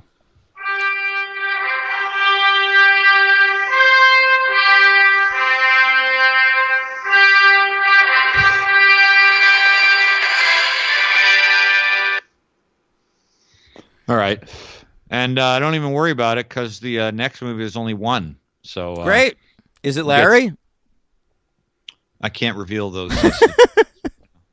How has Larry the Cable Guy not been in a superhero movie? Yeah, it's actually not. I'm going to spoiler alert. He hasn't been. Yeah, he will be. I'm sure. Who could he play? Well, when the right wing launches its own MCU style thing, Kelsey Grammer, Larry the Cable Guy. Is there a Southern White. Superhero? Hey, I love Ron White. Really? Yeah, I actually do. He's like the Ron only White? one of those blue collar comedy guys I can take. Really? Yeah. Yeah. Is he the guy you can't fix stupid? I think so. Yeah, he's always chomping on a cigar. Yeah, and he goes out on stage with a drink. Yeah. Yeah. He's all right. Okay. All right. First up, obviously, Arnie, who was in Conan the Barbarian, Conan the Destroyer, Red Sonja, and Mr. Freeze, Dr. Victor Freeze, or Fries, in Batman and Robin. Mm-hmm. Martin Mull. All right. Colonel Mustard count? Played the Pied Piper in the Linda Carter New Adventures of Wonder Woman, which I didn't know they called from season 2 onward the New Adventures of Wonder Woman. Yeah, right. Didn't count on that before. He was also Marlon Finch Lupus in, appropriate episode for Martin Mull. It was titled Wine, Wine, Wine. I really didn't expect this. You're piling really taking me aback. I thought everyone loved Martin Mull. Piling it on. He's a treasure. All right. It's just whatever. Anyway, Lois and Clark, New Adventures of Superman. Jim Belushi was Mr. Fleener in The Tick. Maybe that's why The Tick is in the parade in this movie. Is it the cartoon or the Amazon Prime series? Why do you ask questions? To which you already know the answers. What is that from? Oh, it's X-Men. It's X-Men. Oh, yeah, there you go. Yeah. Well, yeah. Okay, so Lorraine Newman was in this movie from Saturday Night Live, credited as the First Lady, and I'm actually now realizing my error. And if you look at her Wikipedia picture, this is why I thought she was Kristen Wiig. Oh, that's who it is? It's Lorraine Newman? Yeah, and she didn't look like Kristen Wiig when she was younger, but I guess the older she got, yeah, she resembles her really I fucking greatly. love Lorraine Newman. Hilarious and for my money, the sexiest woman in the history of that show. She was very sexy. So fucking sexy, dude. You're right. That was she was in that famous Dan Aykroyd sketch where he's selling the painting, right, with the by Titian. Yeah, I forgot about that. If you look over here, this is Titian, this famous Italian. Oh, God, Dan Titian. Aykroyd used to be so good. All right, go ahead. She played a character named Baby Doll in the new Batman Adventures, of course. Okay. And then Richard Mole was in this from Night Court. Bull from Night Court was in this. He played the Dementor in the TV show, I guess. Oh, at the very beginning. Yeah, and he played. This is one of the best character names of anything ever that we've ever covered. In Superman the Animated Series, he played a character called Emperor Spooge. No, it's Emperor Spooge. Spooj. I mean, you might as well just call him King Cum. Right. And in Batman the Animated Series, he played a lot of people. He played Two-Face, the Bat Computer, Thomas Wayne. The Bat Computer. Yeah. Anthony, whoever that is. Security guard. And in the animated Incredible Hulk, he played the Abomination. Oh, that's a huge villain. And a homeless man. Yeah. And then a more Two-Face. And then in Justice League cartoon, he played Java. Who's that? That's a coffee-themed villain. Okay, I get it. All right. And in Smallville, he was in Smallville. He played Mr. Moore. Jay Moore's dad. I don't know what I'm fucking talking about anymore. These are barely jokes. I love it, though. And last but not leastly, of course, Booster. We didn't mention Turbo Man's sidekick. I actually liked that everyone was constantly talking shit about Booster because Booster was available at all the stores and everyone was just like, we don't fucking want Booster. That was very funny because that's kind of true, right? Like I remember He-Man in the day when I was like, nobody wanted certain sidekicks of any of these type of things. He was played by Curtis Armstrong, the great Curtis Armstrong from Booger, and of course for me, Miles in Risky Business, one of the best characters in that movie. That's right. And he wrote that fun memoir with some great Tom Cruise tidbits. Really? Yeah. Oh boy, I bet that's fucking juicy. He said Tom Cruise used to sit in his hotel room and there'd be a line of women outside the hotel room and they'd just take turns fucking him. Is that true? Yeah. He wrote that? Yeah. That's incredible. And it's all taken from like it's a memoir, but there's excerpts from his like journal from during the making of Risky Business. Really good. Oh my God, that's amazing. Mm-hmm. The Cruiser. Yeah. Wow. Pre-Scientology Cruise. Yeah. He said the Cruise was like a super nice guy and like clearly on the brink of stardom and was nice to everybody and didn't really drink or do drugs or anything. But he said like the one thing was he would just fuck. That's great. Yeah. That's so great. Oh, that's awesome. All right. Anyway, Booger played Albie Swenson. Of course, that was the character's name in an episode of Lois and Clark. And we're done. I mean, that guy, Curtis Armstrong, he's just had an entire career of playing characters named like Fart McPoop. Yeah, pretty much. Mm-hmm. And he's fine with it. Yeah. Yeah, that's what he does. That's what he does. You ready to move on to Jingle All the Way 2? Yes, but... All right, so there's a movie that exists called Jingle All the Way 2. There certainly is. I had never known this ever existed until Dan brought it up to me a few weeks ago. Never heard of it, never knew it. Yeah. I had never seen it, but I'd always wanted to. I really like this direct-to-DVD sort of market of like movies that didn't do that great. With, like sequels, like with different actors. There's Kindergarten Cop 2 with Dolph Lundgren, which I've always wanted to see. A Christmas Story 2, I want to see. There's like there's a lot of them. Yeah, you're right. And well, but is it always movies that it's how there's like 1,000 Jarheads? Yeah. So but it's not always movies that do poorly. Sometimes it's movies that do very well, but they just they're not interested in making sequels to. Right, definitely.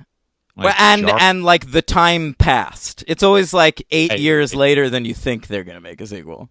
In this case, like fucking 18. This came out December 2nd, 2014, which is a full 18 years after Jingle All the Way. They had a budget of $5 million to make this. I have no idea if anybody watched this but us. Oh, I would imagine there are some households below or near where I live in that part of the United States where this was probably popular. So let's talk about Christmas and Dog director Alex Zam. I am a fan of this guy, and I've seen many of his films. You have not. I swear to you, I have. All right, let's pull him up now, Henry. Let's see what's going on. His first feature film, Henry, which I have seen in its entirety, is the Carrot Top vehicle, Chairman of the Board.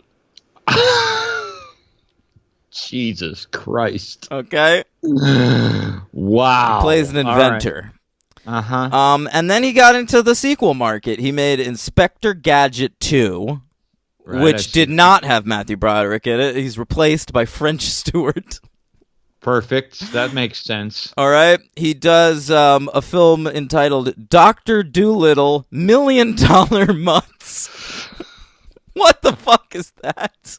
Norm Macdonald's in it. Hey, Judge Reinhold's in it. Perfect.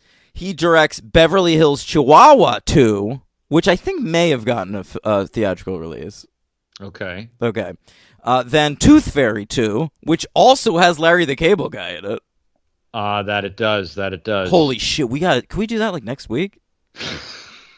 Are you kidding me? Tooth Fairy? We get to watch a Rock movie and a Larry movie? We're pretty booked up, man, for a while. I know. He has a movie here called The Little Rascals Save the Day, an attempt at a Little Rascals reboot. Sure. Looks like the mom from Everybody Loves Raymond's in there. Great. That's a great start out of your movie. Yeah. He directed, I believe, a theatrically released Woody Woodpecker film that didn't do very well. Oh, boy. Mm-hmm. And ever since then, looks like a lot of Christmas. Yeah, I like one on here especially called A Royal Christmas, which is a romantic television film. And the reason I like it is because Jane Seymour's in it. Oh, yeah? Which makes perfect sense. Yep. Looks like the female lead of that movie is Party of Five's Lacey Chabert. She's still around. Third cousin to Christopher I wonder what she's up Lambert. to this Christmas. Where are you, Lacey? Let us know. I can imagine. All right, so that's Alex Zam. He's our new director. We have a new writer named Stephen Mazer, and this fella got his start as a legitimate writer. He wrote the amazingly Little Rascals movie, the theatrically released one from the 90s. Okay, I remember that. He has a writing credit on Liar Liar. Whoa. Yeah. All right, that was big. Yeah. He has a writing credit on Heartbreakers, one of my father's favorite films. Oh, that's Jennifer Love Hewitt, Sigourney Weaver, and Gene Hackman. Correct, and Jason Lee. That's that movie, and then it was to the sequel minds for him. Right, sequel minds. All right, he wrote a sequel, Without a Paddle, Nature's Calling. You ever see the original Without a Paddle? Oh, that's what I thought it was you were going to say. Is that with Seth Green? It's Seth Green, Matthew Lillard. Oh, wow. And I want to say Dax Shepard, I believe, is the third guy. Oh, my Lord. Okay, now I've seen that movie twice, but I've never seen Without a Paddle, Nature's Calling. And I'm looking at the cast here, and I don't recognize any names except for professional football player Jerry Rice, who's in this. Jerry Rice. Yes. By the way, I just got snot on my glove when Dan said he'd seen that twice. Yeah. He also directed a sequel to the film The Benchwarmers. Wrote. Oh, excuse you. Yes. Benchwarmers, of course, was David Spade, Rob Schneider, and a third guy. Sandler? No. No, come on. I think he produced it, and he might have a cameo in it. Oh, okay. All right. Yeah, but this sequel is Benchwarmers 2, Breaking Balls. And looks like the team in this one is Chris Klein and John Lovitz. Boy, I'd love to see the Wow. chemistry there. Oh my goodness, Yeah. that's rough. And looks like he also wrote a film I didn't know existed, Undercover Brother 2. A sequel to that? Yeah. Wow. My God. Yeah, it looks like instead of Eddie Griffin, it's Michael J. White, the Spawn himself. Perfect. Mhm. Perfect. Michael J. What did I just see him in? Oh, I just saw him in Dragged Across Concrete. The fuck is that? The fucking movie that is now no longer at all on my top 10 list for the 2019, but was on the Vince Vaughn Death Wishy. Oh, Mel right. Gibson thing. I skipped it because of Vince Vaughn's presence. Well, not Mel Gibson's presence. Oh, he's in there too? Sure. Yeah. No, that's off my list now because I've since seen Better 3. movies. Yeah, well, 3, 4. Yeah, all right. All right. So let's talk about Jingle All the Way too. I'm ready. Have you ever seen a Larry film before? Never. No. I've only seen him in whatever commercials, stupid people talking about how funny he is, that type of thing. He's a cultural Lightning wasteland. Rod.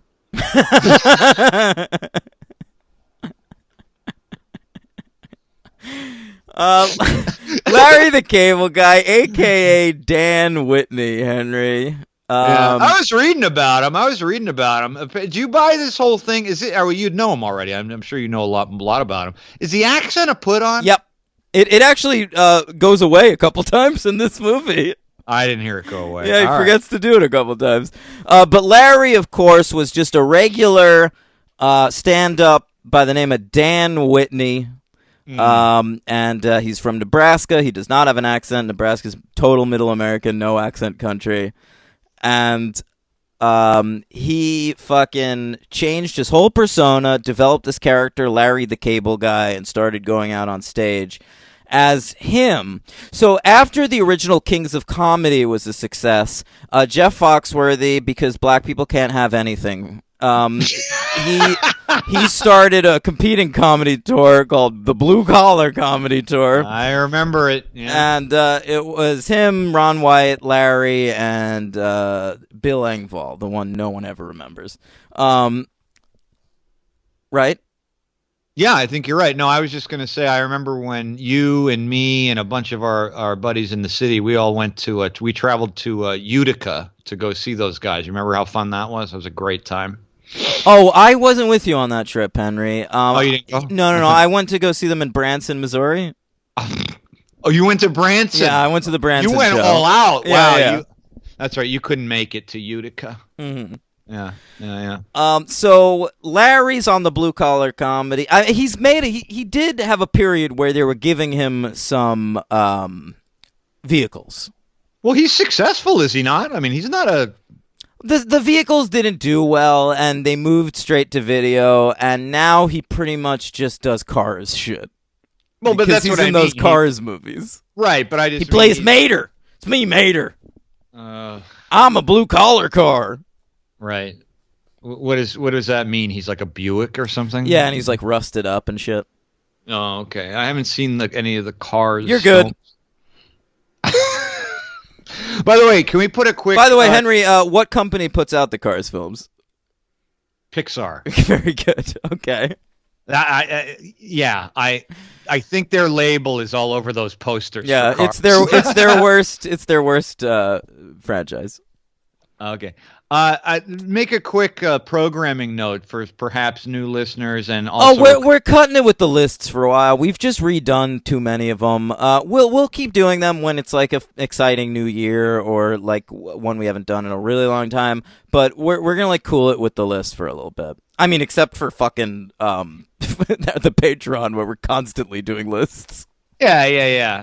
There's 184 episodes where you can hear a lot of every list going back to the 60s all the way up to now. So, but if we have a significant one we want to put on, we will. I always felt like 2012, 2008 may not have been covered a lot. So, yeah. Anyway. So I've only ever seen Larry in the Cars films. Oh, that's not true. I saw him in one other movie, Henry.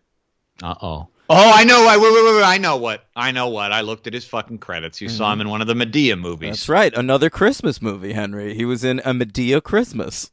And he's great in that movie. Right off the bat, scene one, like before we even learn the character's name, he farts. How did he and Tyler Perry come to some sort of agreement? I bet they get along great. That's a great point, actually. They're just Southern guys that want to entertain the common man. All right, now Tyler, he's off there entertaining the blacks, and I'm here entertaining the whites. If we come together for a Medea Christmas, think of how fucking huge that'll be. It's not to say it's going to be huge. It's that after it's over and the shooting's done, it's still separate but equal. It ain't like we're cohabitating. It's just like we're making a movie, and then the whites can enjoy that part, and the blacks can enjoy their part, and never shall the twain meet again. Right, we're giving them 40 laughs and a hey cool. 40 laughs and a get her done. So let's talk about Jingle All the Way, too. Yeah. This was a first-time watch for me, and I enjoyed every second of the film. This was a first-time watch for me, and I actually was able to do something that I'd been putting off for a while. Your taxes. No, I was wrapping my Christmas gifts. Oh, good. So it actually worked out because I could pay attention, but not also get something done. So it was like not a total waste of an hour. You got her done. I got her done. I got something done. I took Larry's advice and I figured, what about those presents sitting over there, Henry? Only one get her done in this film, and not from from Larry. It was from a Larry doll. Yeah. Mm-hmm. Surprised when that was a dream sequence, huh? I believed it at first. I thought it was like a plot by this new husband. All right, so let's talk about it. Larry is a great dad, and he's got a young daughter who we've covered before. I know, Could you believe it? It was the same little girl from the Poltergeist remake. And I thought she was pretty good in this. I think she's a totally fine kid actress. I felt that way in Poltergeist, too. So did I. She blows that other fucking Anakin out of the water, that's for sure. Oh, way better than that dude, yeah. Yeah.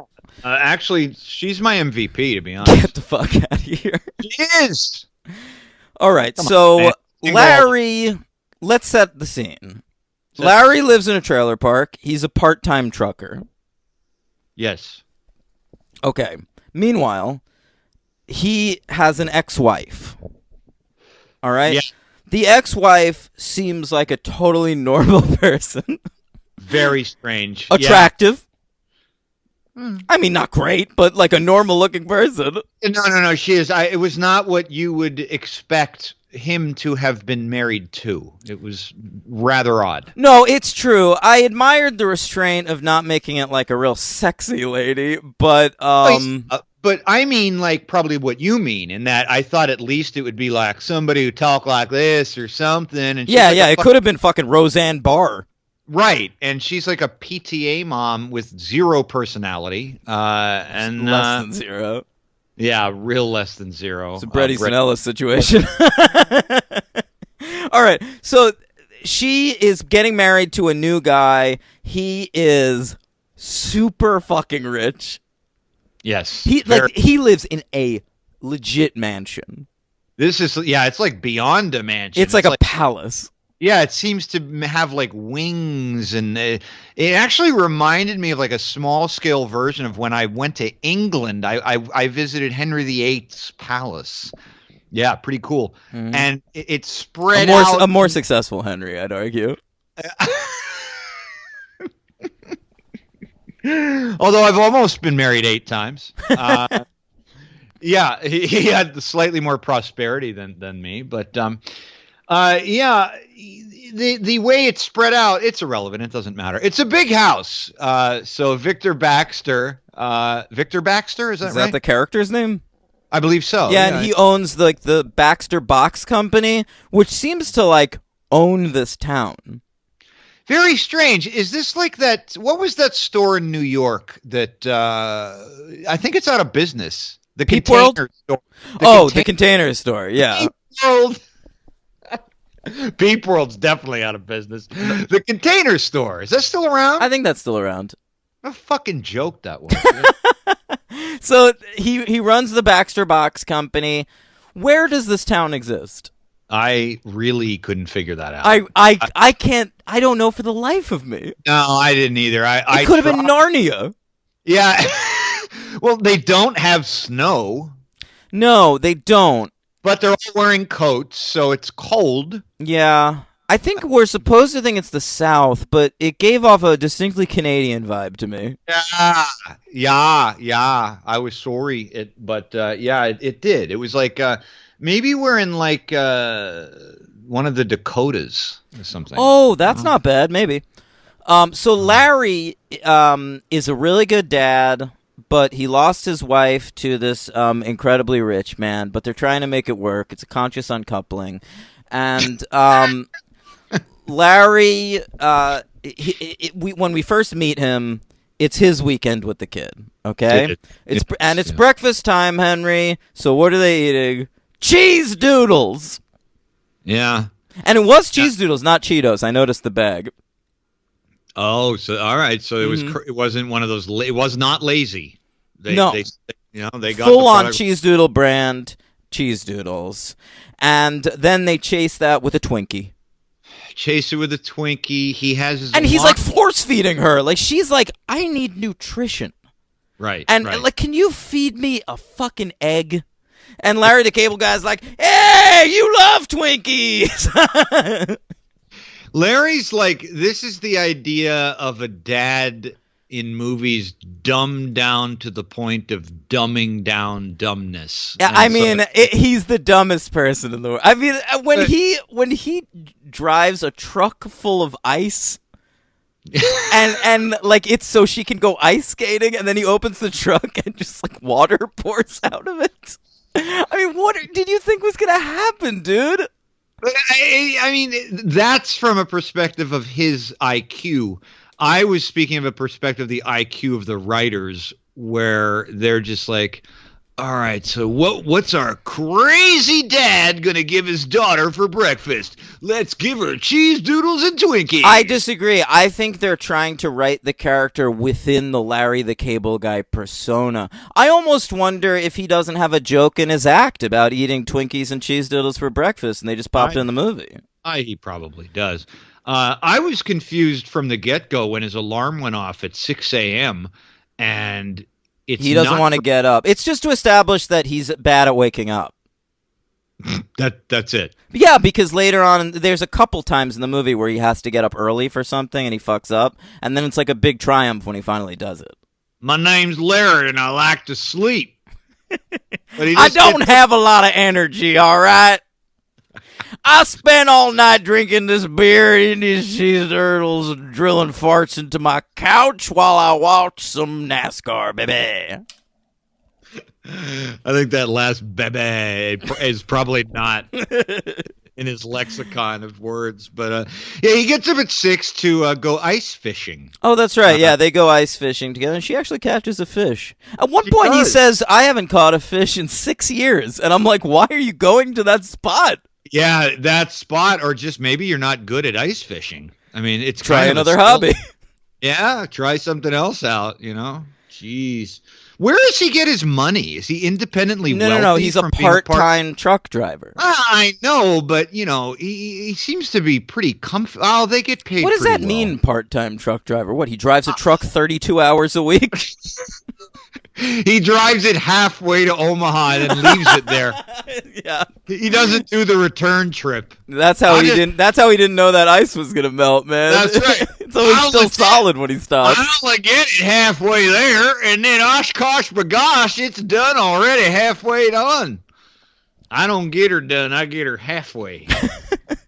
Get her halfway done. That's how I do her when I'm in the bed chamber.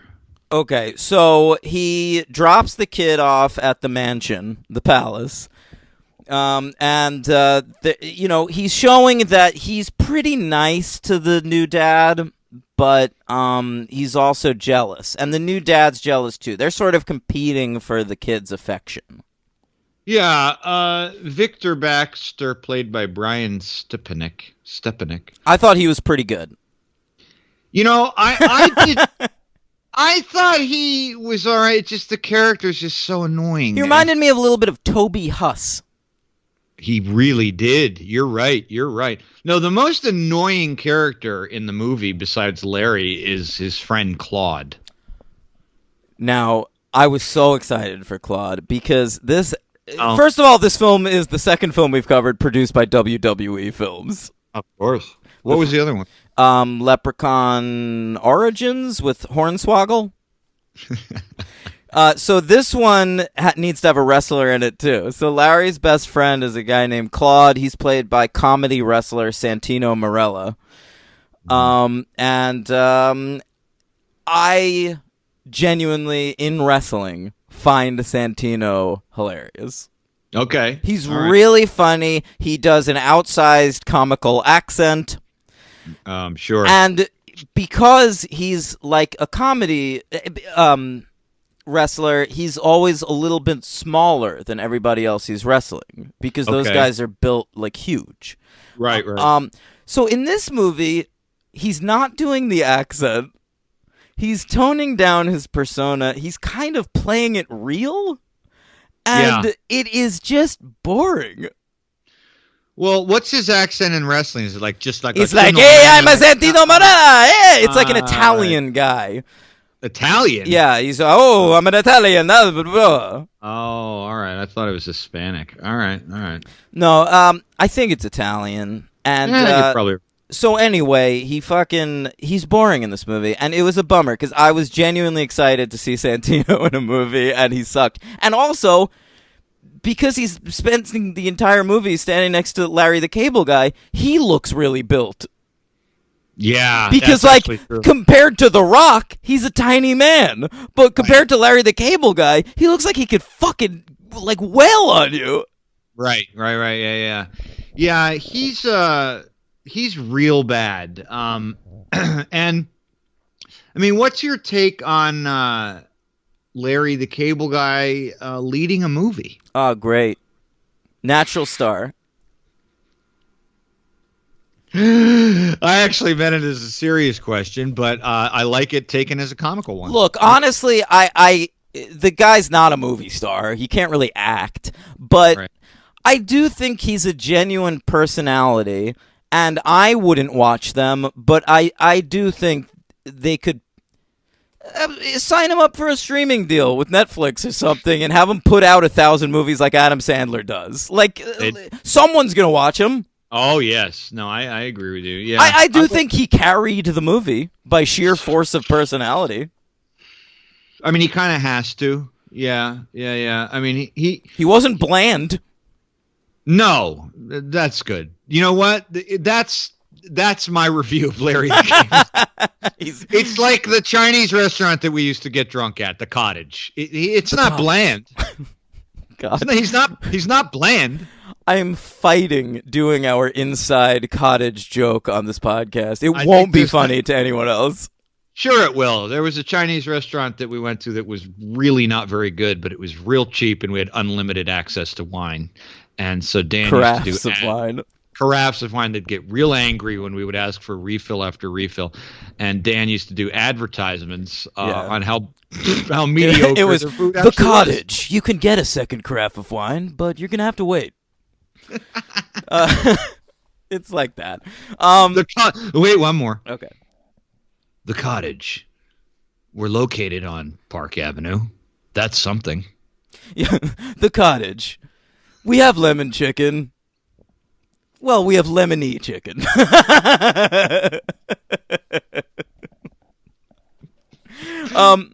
All right, so he drops off the girl at the mom's house, the palace, and he references that their honeymoon was Sizzler and a movie.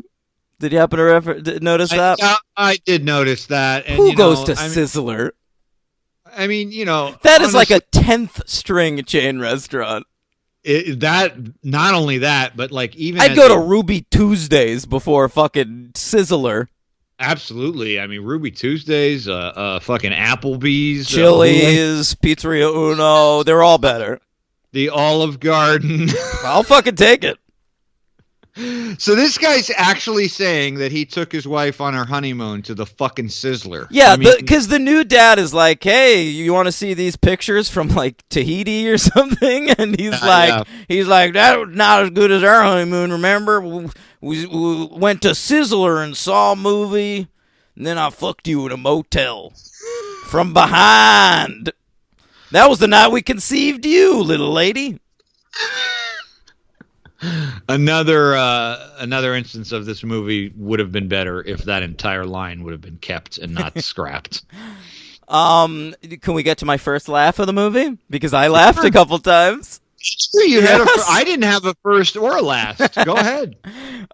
When Larry is disheartened by all the wonderful Christmas lights at the palace. Okay. And so he decides that he's going to rig something up in his trailer home and put some lights up there. So when he plugs them in, he gets electrocuted. He goes flying.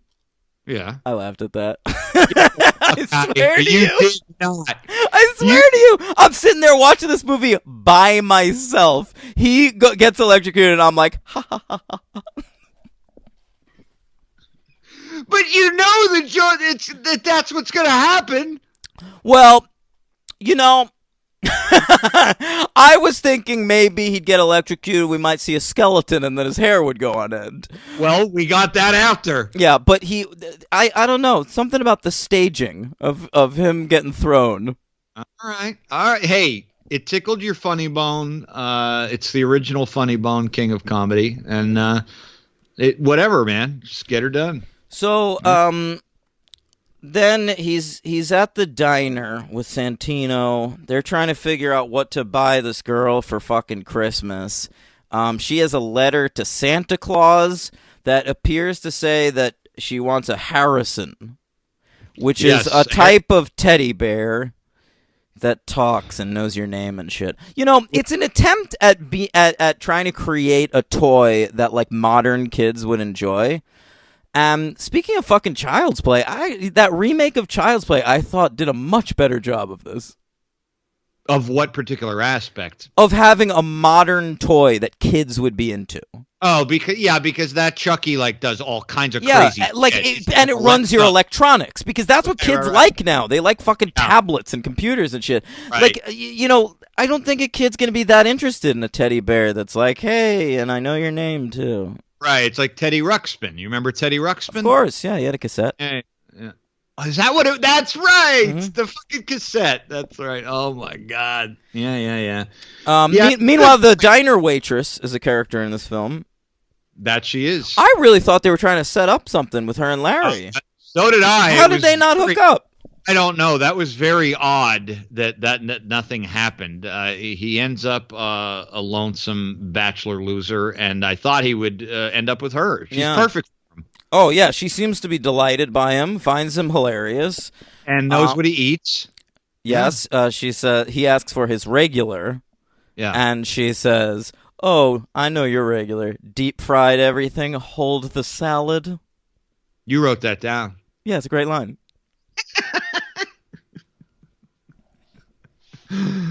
Hold the salad. And he agrees, like, yes, that's what I want. And it seems like the waitress is into it. Like, she's like, oh, Larry. Yeah, no, she likes him. It's a strange lack of romantic word placement that I can't think of. Sure. There. Yeah. So he goes to the toy store, which is a real toy store, apparently.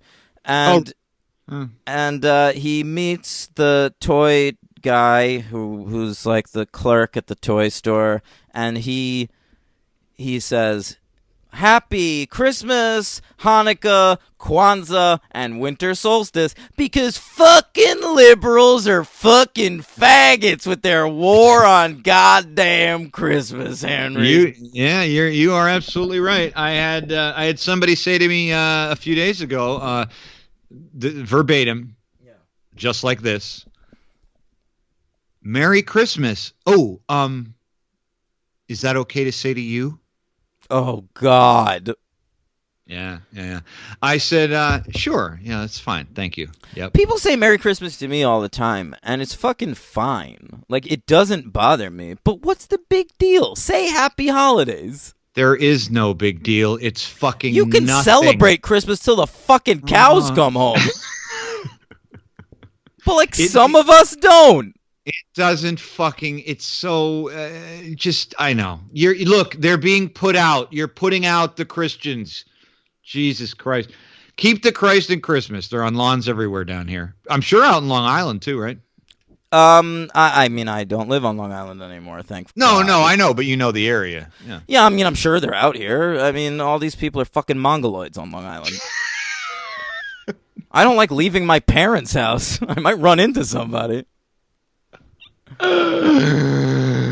what I want to say next time is, actually, I'm Jewish, so please refer. Happy Hanukkah would have been appreciated. Or no, don't do that, because honestly, it's just gonna make them hate Jews, which they do already. Because I'm Jewish, and like I just don't want to fucking deal with it. If they say Merry Christmas, I'm just like, yeah, all right, Merry Christmas. I got to come up with something else then, though. Well, they already hate Jews, so it doesn't really matter if I say that or not. No, it doesn't. I'm non-denominational. I prefer to be addressed as Happy Solstice. Maybe that would be something. I mean, come on. Okay, so he calls the toy store guy a libtard or something, and he really is. Yeah. And it turns out that they're sold out of the Harrison dolls, and the reason for this is that the new dad, Victor Baxter, the box company guy, he has launched a campaign which he is disgustingly calling Operation Who's Your Daddy? Yeah, very odd, since he's trying to win the affections of because he wants to be the little girl's daddy. Very I have strange. never fucking... First of all, the little girl loves this guy. Yeah, like, she loves him, she loves Larry. There are literally no problems in this family. There aren't. I mean, Larry's got the fortune to have the good fortune to have his daughter in the hands of a guy who will always be able to provide for her, send her to college, which he'd never be able to do in his fucking halfway house. This kid is set for life, and he seems to see her fucking constantly anyway. Exactly, and the stepdad really doesn't have anything to be jealous of because Larry lives in a trailer. But he has a good working relationship with his ex-wife, and the kid loves him. Everything's pretty ideal, to be honest. So this fucking bear. So he hires his bodyguard / security guard, who confusingly looks exactly like him. Yeah, you made that mistake a couple times too. Several times, yeah. To buy up all the Harrison dolls in town. Because the internet doesn't exist. That plan is also, by the way, in another movie, completely in another movie. I for the life of me, I kept trying to think of it. Honestly, you can't do this plan in 2014. You'll find one. What, he's going around to every toy store in the world? Like, all Larry really has to do is, like, drive to the next town. But you touched upon something very key. Larry, being a part-time truck driver, will not travel after a certain 300-mile radius. So he but are you telling me that this is all within a 300-mile radius? Probably within a 20-mile radius. Exactly. So I'm saying just go a little further. I don't know, Larry. That shitty pickup truck he's driving. I don't know. Like, by the way, he's not lazy. I mean, he's working his ass off to get this Harrison doll. This is true. By the way, I was a little disappointed on the pickup truck. No stars and bars. Yeah, you're right. I could have used a good birther bumper sticker, too. There had to be a General Lee bumper sticker in there somewhere. I mean, sure. Not a Confederate flag to be found in this film, which you kind of have to appreciate. Very disappointing. Yeah. So, I mean, he's going around store to store. Nobody has him.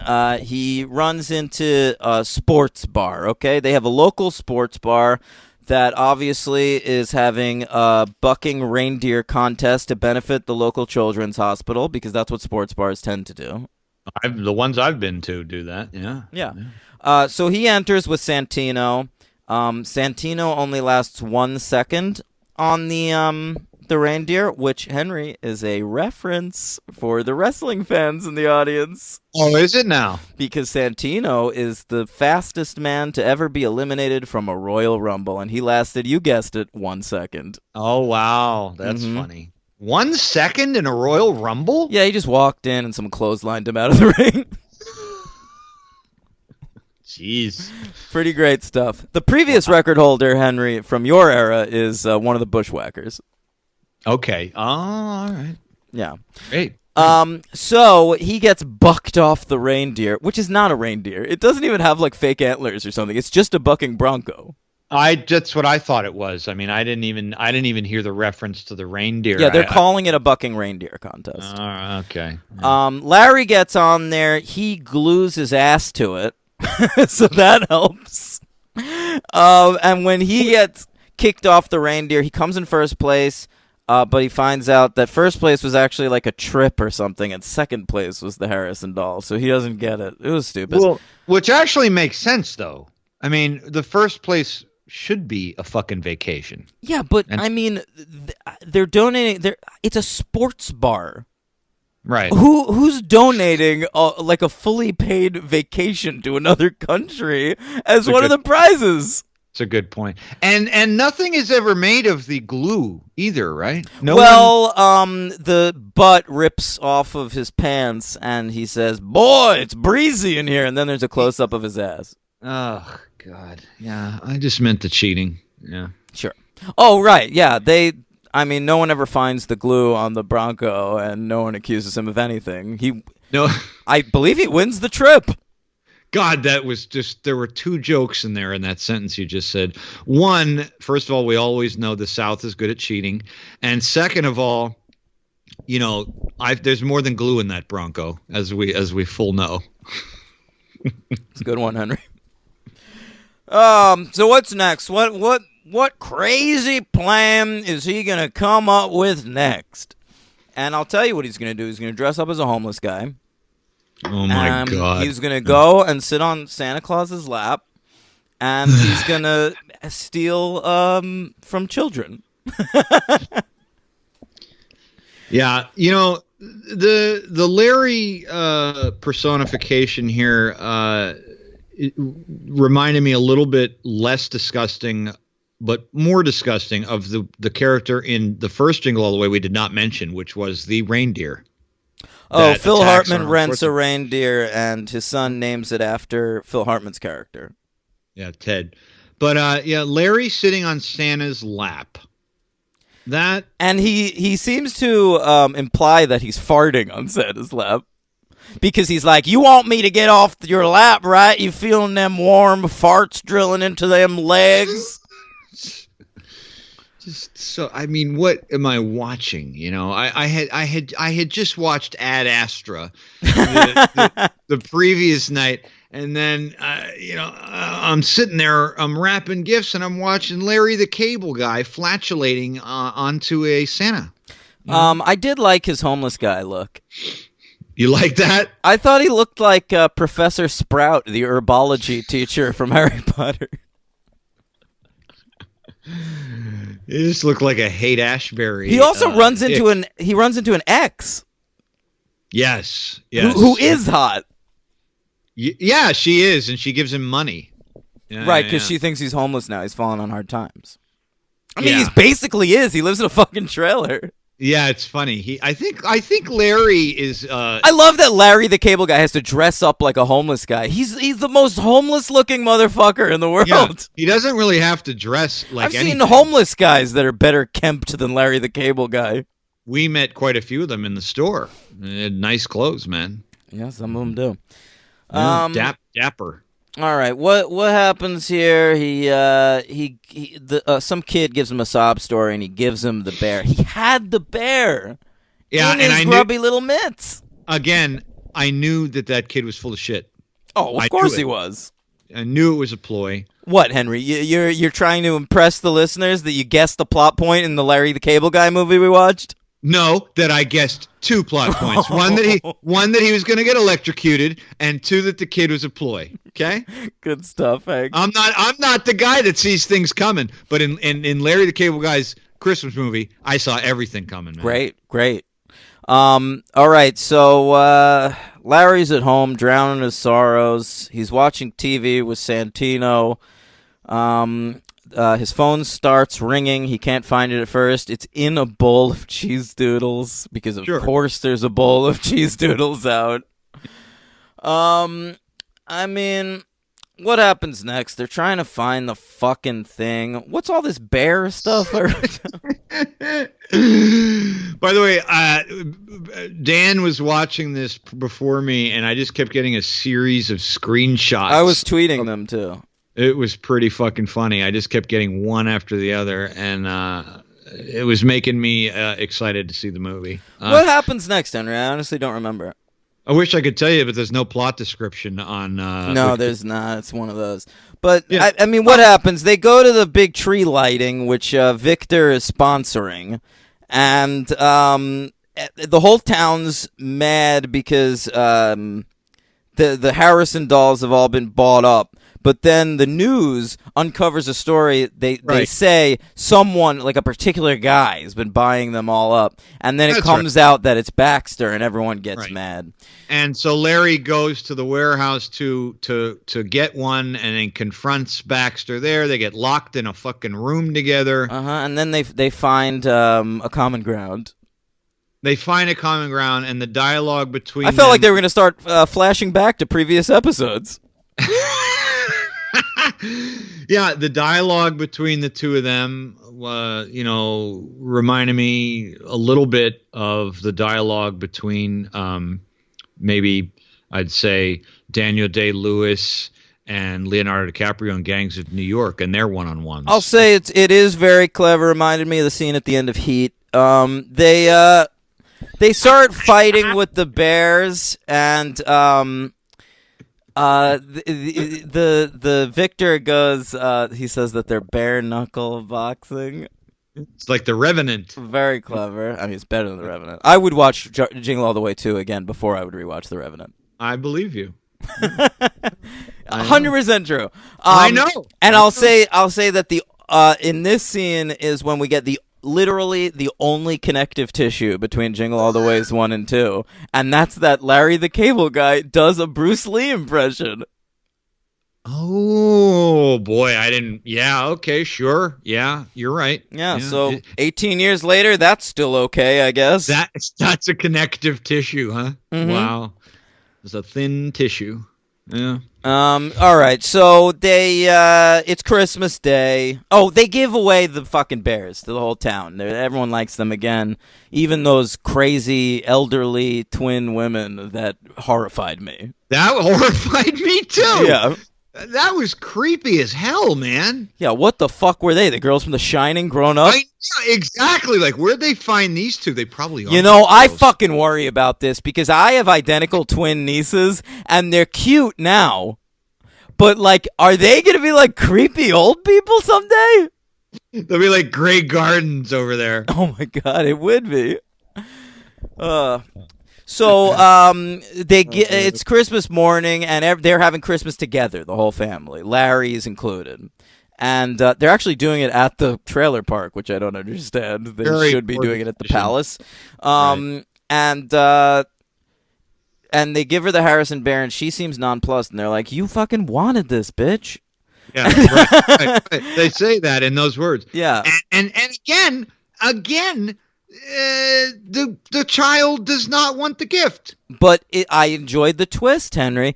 Her card to Santa had bad handwriting, and instead of saying that they thought that she wrote they wanted her to get Harrison, okay, but she wrote that she wanted her family to be together as one. It's similar.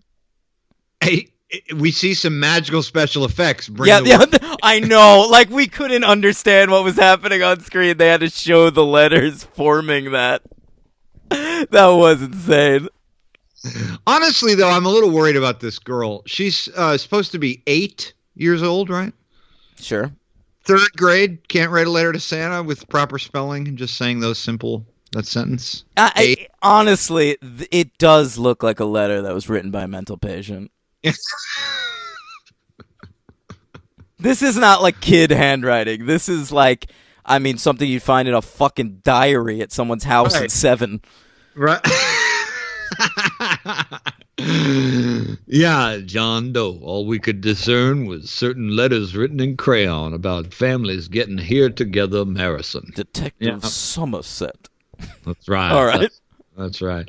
Yeah. Mills and Somerset. Those are good names. They are perfect names. Yeah. So good. Yeah. Bill Tench. Yeah. All right. So this was a great film. You know, I'm gonna give it a 1 because it's look. Oh, Technically, this is a piece of shit, but I genuinely did enjoy watching it. I probably laughed like 3 times out loud watching it alone, which I don't usually do. And you know, I'll watch it again someday. You're not gonna give it a 2? And it really made me want to watch Tooth Fairy 2. All right, man. Well, I am also giving it a 1. I'd be interested, actually, to see one of the Larry films, like the theatrically released ones. Like, there's Larry the Cable Guy Health Inspector. There's Witless Protection. I'd be interested in watching some of these. Really? Yes. Okay. All right. Yeah. I am also giving it a 1. This was a total piece of shit. Again. Seems to be my new saying, my new barometer of readouts here, that it was not the most painful experience of the show by far. So maybe that was ameliorated by wrapping gifts during it. But, you know, I'm going to give my MVP to Noelle. Oh, right. The girl's name was Noelle because it's a fucking Christmas movie. Of course it was, yeah. I am going to give my LVP... I really had to, because it's just a little too much scatology in this for me, and that is to Larry Cable Man. No, he sucks. He's my MVP. Right.